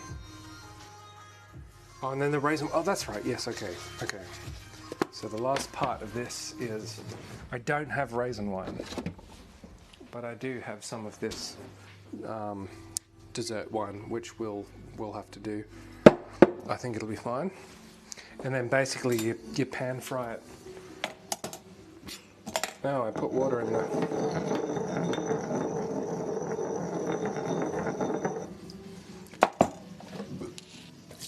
The mortar. Alright, well, I'm gonna leave. Shelly's out of here. Oh, bye. Farewell. Goodbye. Say You can hello. hear us kissing. ASMR. my God. Oh my god. Ew. Oh. Bye. Goodbye. I'll see you in the spring. When? When is the spring? Who knows? Last time we went out last week, I was out for 1:30. I don't see that happening tonight, though. Well, I'm not ruling it out. I'm not. Okay. Goodbye. All right. Well, say hello to everyone for me. I will. Tell them next time they come here, they can have some ancient Roman cuisine. I will. Probably better than a kebab. Probably. Bye bye. Yeah. Jeez, I hope Sooty and I hope they weren't fighting. I thought we were close to.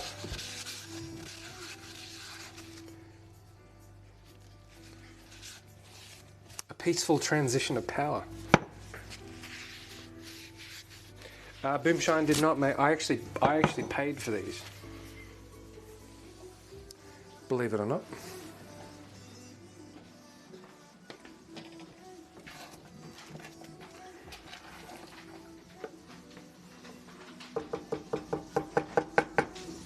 Hang on, I'll show you Sooty on his.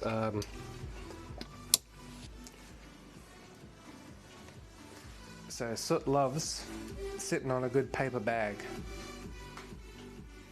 Don't you, Sooty? You love paper bags.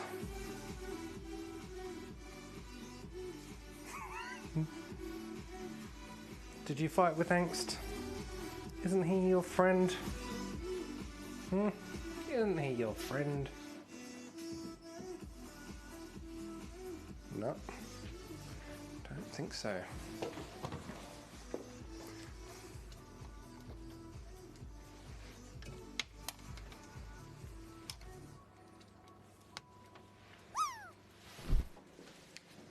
Oh, I didn't change the camera. God damn it. Oh well. Or did I?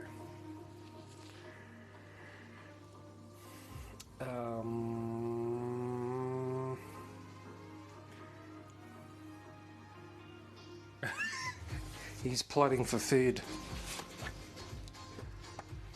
That's what he's plotting for. Alright. Cumin and pepper.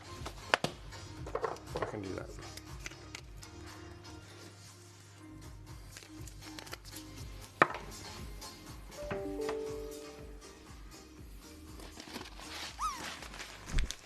And then we just pan fry them.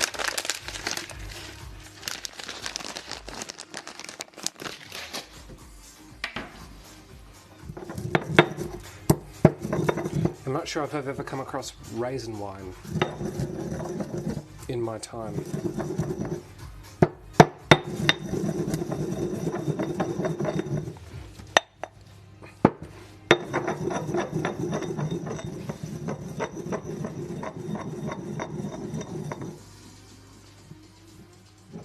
Did you just do a sooty parachute? Oh, what?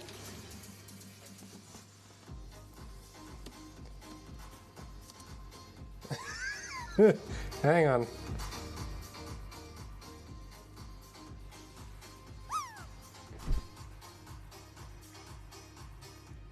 Did I just do it? I did! No, wait. Oh!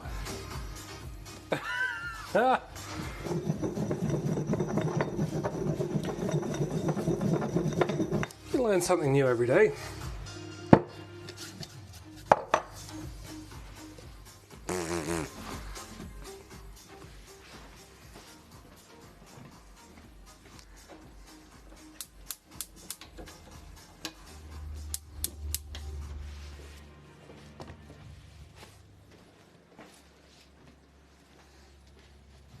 Spices.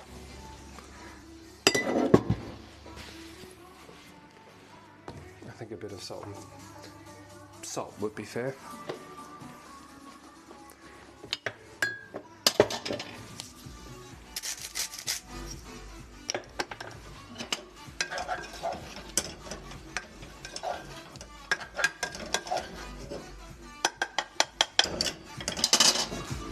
Touch of oil.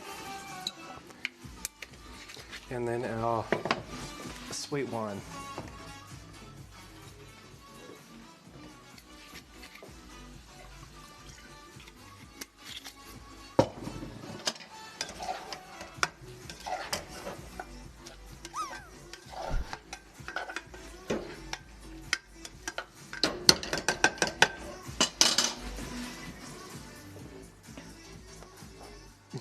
Yeah.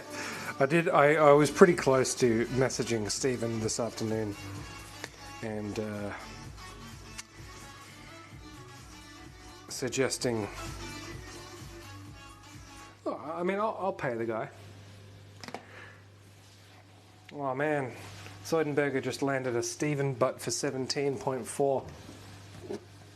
You know, he does not safe for work art now.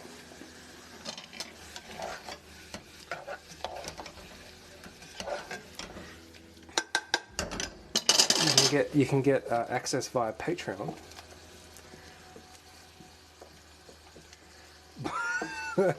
and that's fine. Like I got nothing against it.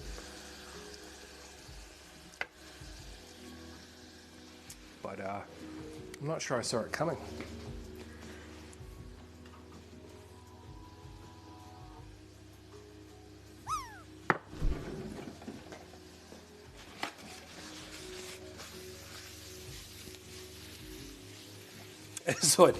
Well, actually, yeah. I mean, maybe I should have seen it coming. All right, how is the fish? The fish is on the go. Chard is on the go. Paul's is done. Now let's just slice up some focaccia, and we're pretty much there.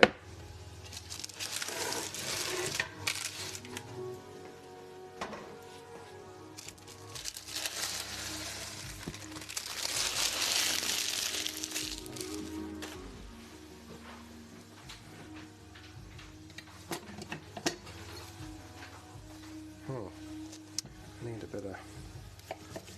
better knife for this.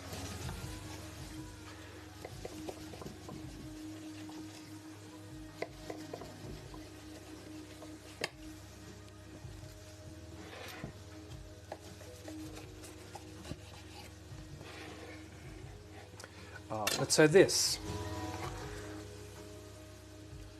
is what focaccia should look like.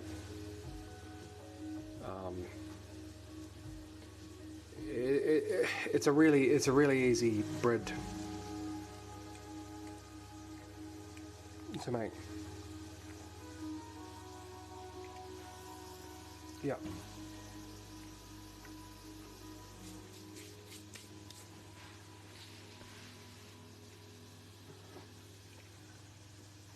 Yeah, that's the 80 words per minute in you.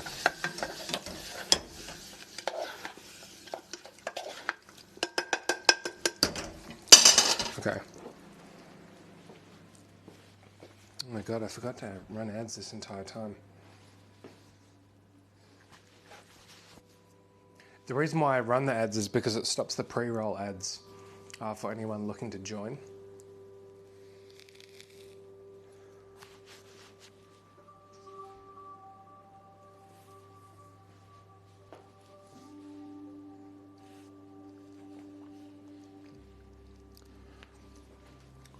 Yeah, well, maybe we should do that. I reckon maybe the challenge, what I can do, because after doing that Christmas stream with Robbie, maybe what I could do is set up so we got a Jess Winterburn and Zoidenberger cook-off, whether in the same place or in separate locations.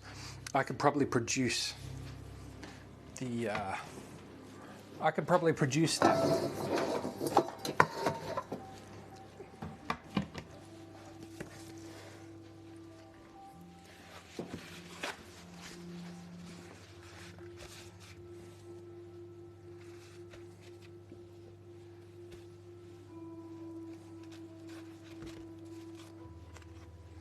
Yeah, underneath, and so that's the advantage of the baking steel that I'm using. You can use the ceramic is fine. I think the steel is better, gets hotter, and it doesn't break as much.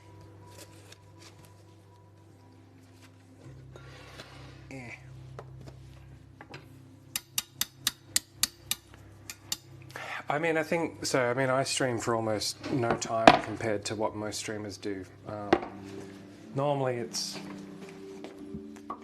what, like, I don't know, 6 hours something.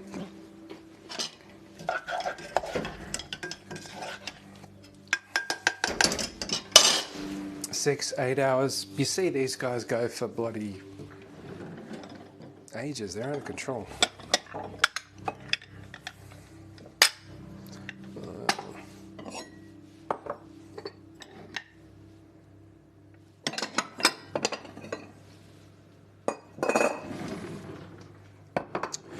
Maybe it should be on a plate. How am I going to serve this? No. Yeah, that'll be fine. Yeah, that's like I hate it too. Like I don't like watching streams that just go forever. Like I get it. I get why it's done, but no, it's not for me. It takes a lot of effort because I want to be involved. Like I want to. Yeah, be involved in it. And if it's going for 8 hours, Sam can't be involved for that long, I'm afraid.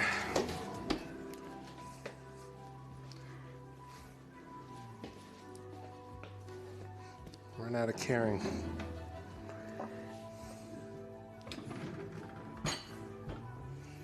Oh, at least, like, I mean, that's the thing. It's a bit of a...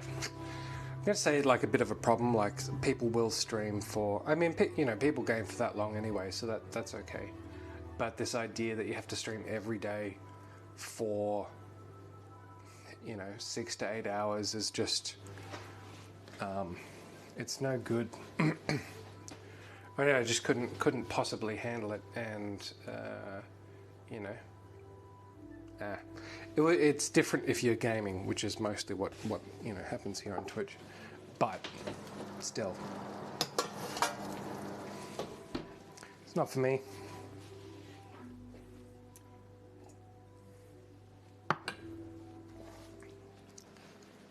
Okay.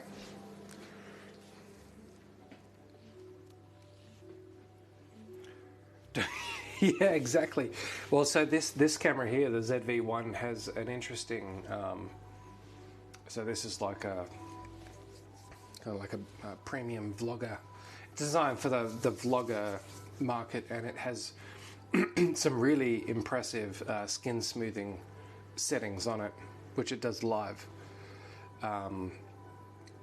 Yeah, like when I put it on, it's like, oh man, I look a lot better than what I normally do. So, I guess there's going to be some of that.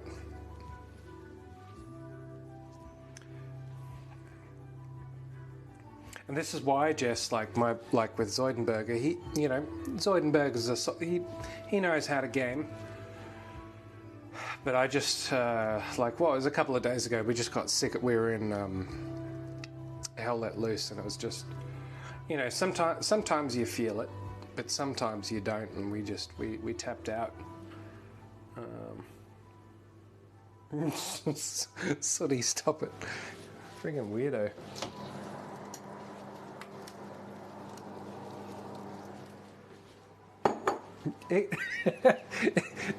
That's exactly right, Josh. Oh my god.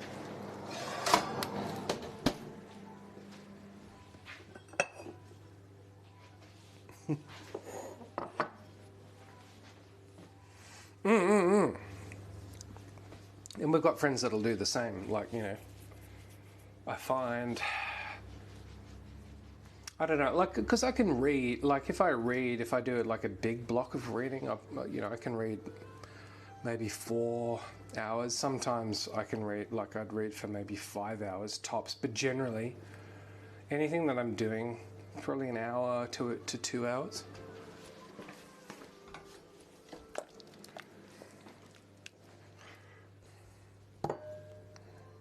Pulse.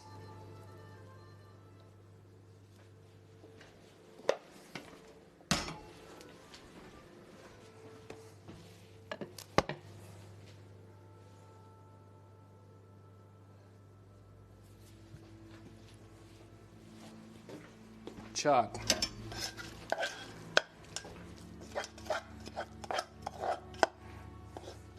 Yeah, you'll be like those Korean kids that just get found dead in their bedrooms.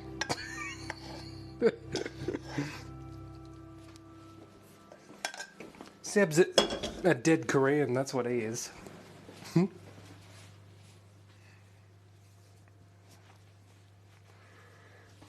Yeah, I don't know what it is. Like, I want to, and that's you know, the problem with Warcraft. Same deal with Minecraft. Like, I want to, but I just can't. And then I come back, you know, a day or a couple of days later or the next week, and then just everyone's like a million levels beyond what I am. So I have to resort to stealing Stephen Preston or Dragel's diamonds or redstone or whatever. That's my strategy for games, is like you log on every now and again and then just steal stuff out of crates.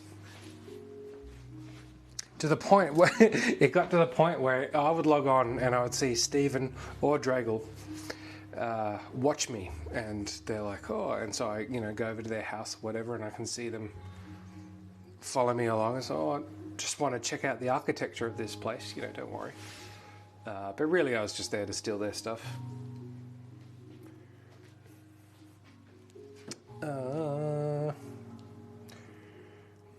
What about the cop? Wait, reading Net Cafe in China where the kid died and they... Yeah, exactly.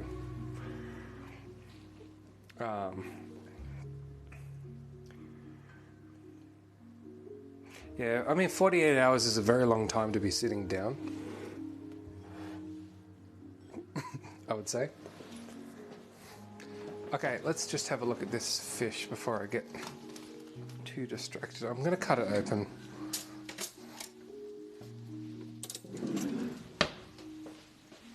Man, I'm excited about this sauce. I am excited about this sauce. Yeah, that is done. Where's my tongs?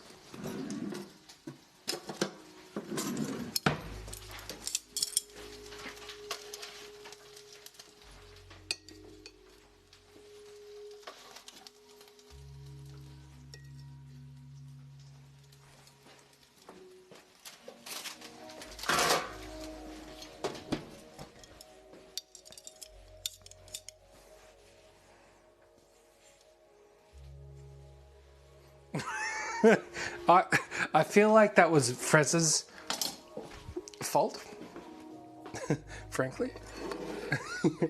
I've been playing some Yoshi's Island on the Switch, or whatever the new new one is on the Switch. No, I'm putting that one squarely on Fres. Oh man, I haven't been this excited for a dish for a while.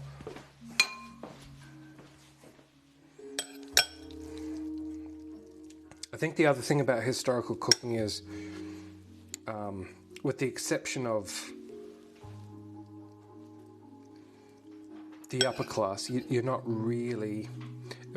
They are presenting in a way that's appealing, but it's not common to the way that we would understand it. But I think we have something here. I think this might be... I think this could be something.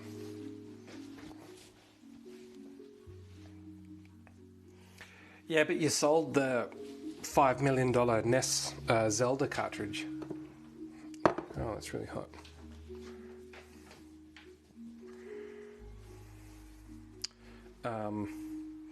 You should look into that, Jess, because I would buy them from you if you guys still have them. So this is baked cod with a common Roman sauce, and it is charred and leek with Roman spices. It smells excellent. We have our focaccia. Yes, good focaccia. And then we have the lentil and leek pulse. Coriander is the main thing that goes along with this. And I'm going to cut, because I already know what these two taste like. Let's cut to the chase here. Let's get down to brass tacks. Fit for a bloody emperor. Let's see. Just with the sauce, I reckon.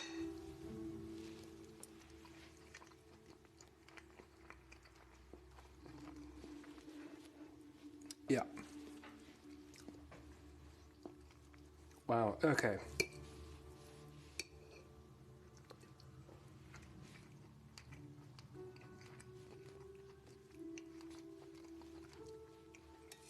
That's very good. That's very good. Interesting. So I haven't cooked this before. Yes. Huh. Okay. Charred and leek, there is a bit of sauce there.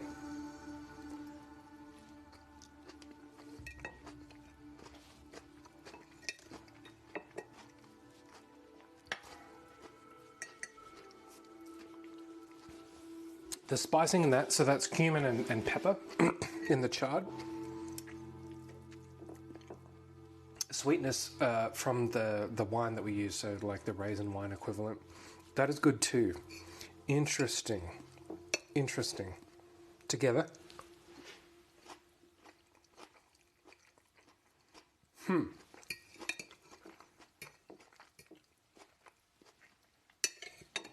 Wow. That's probably one of the better things that I've made from scratch for the first time. It may actually even be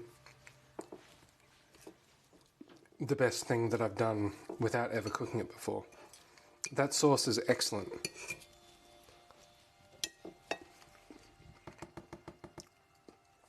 Wow. Yeah. Jeez. Okay. Well, that's a relief. I think a large reason why people don't get into historical cooking, because it's like the presumption that it's going to be garbage. You know, you use crap cuts of meat, or just, you know, it's so foreign or so peasant, I guess, that it's not going to be any good. Those three things there. This is peasant food. And it's very good.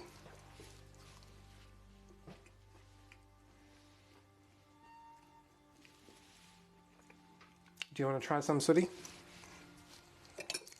Let's see what Sooty thinks. Would you like to try some, Sooty? Well, it's a bit warm. I'm not sure. You want to try some? Sooty, would you like to try some? Oh, we got Carl. Maybe a little bit for Carl. Carl doesn't think it's any good. Sooty doesn't. No. Wait. So it's going in. Now Carl's going in. Yes. Well, if it's good enough for cats, it's good enough for me.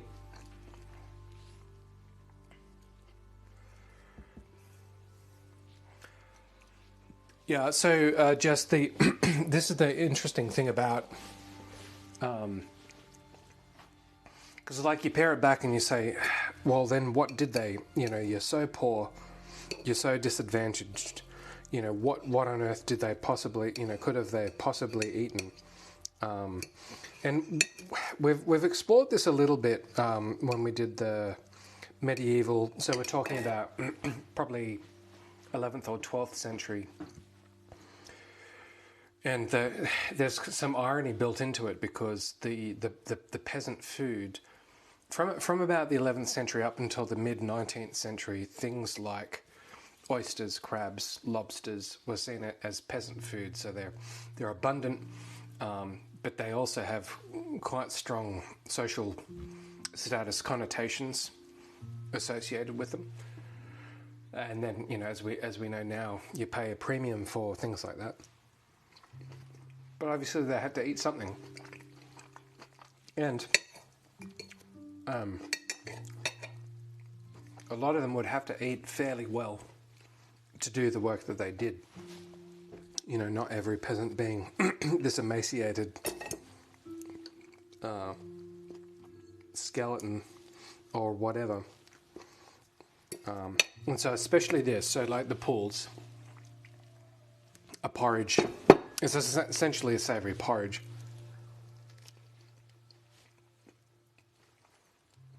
There's not much to it, so you have a leek, garum, or you can get like a cheaper equivalent. There's a lot of carbohydrates, there's a lot of energy in that. Wheat, probably not like refined wheat, like white flour like this. It did exist in the medieval period. We will do in the coming weeks, I think I'll lay out a bit of paper and so explain the difference between the modern palate and the ancient palate or the medieval palate is split quite neatly down the line by the change in, I guess you'd call it scientific. Back then, into the Roman period and before, although it changes names, you have the humoral theory of nutrition, of alimentation. Only in the past 100 or so years has that really changed. So the way that dishes were put together and the purposes that the individual dishes were supposed to serve are very, very different to the way that I'm presenting it now, or the purpose behind it is very different, based entirely on erroneous science. Yeah, let them eat cake, indeed. This is one of the things that precipitates a revolution, certainly. Sorry, I missed a whole bunch of chat there. Uhu glue, fit for an brother, friend, surely not peasant food. Some like for festivals, and then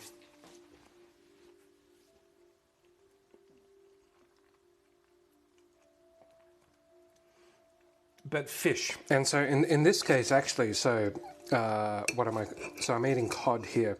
This is another weird one. So where cod, like ocean fish, is regarded much lower than freshwater fish for some stupid reason. Because ocean fish is better. Probably has something to do with the availability and the abundance. But yeah, for whatever stupid ass reason, freshwater eels, freshwater fish are given primacy in the medieval mind. I don't know why. And that's too bad because ocean fish is better. All right, well, this is very good. I'm pleased. We're going to wrap it up. I've been streaming for almost 3 hours. That's coming close to a record. I'm going to go and eat the rest of this. Thank you to everyone who followed along, all the new faces, and all of the regulars too. What is it? Is it Wednesday? Perhaps a stream on Friday. I have been thinking, given that Jess's and Zoidenberger's renewed interest in Elder Scrolls, it might be worthwhile revisiting the Elder Scrolls cookbook. There are a number of recipes in there that I do want to give a go, so loosely planning for Friday. Good marketing indeed. But I don't have any solid plans yet. Actually, I don't have plans. All right, Jess, well, I will enjoy my ancient meal. So thanks again to everyone who's followed along. And we'll leave it there. Jump into Discord, and we will catch you again very soon. But until then, bye for now.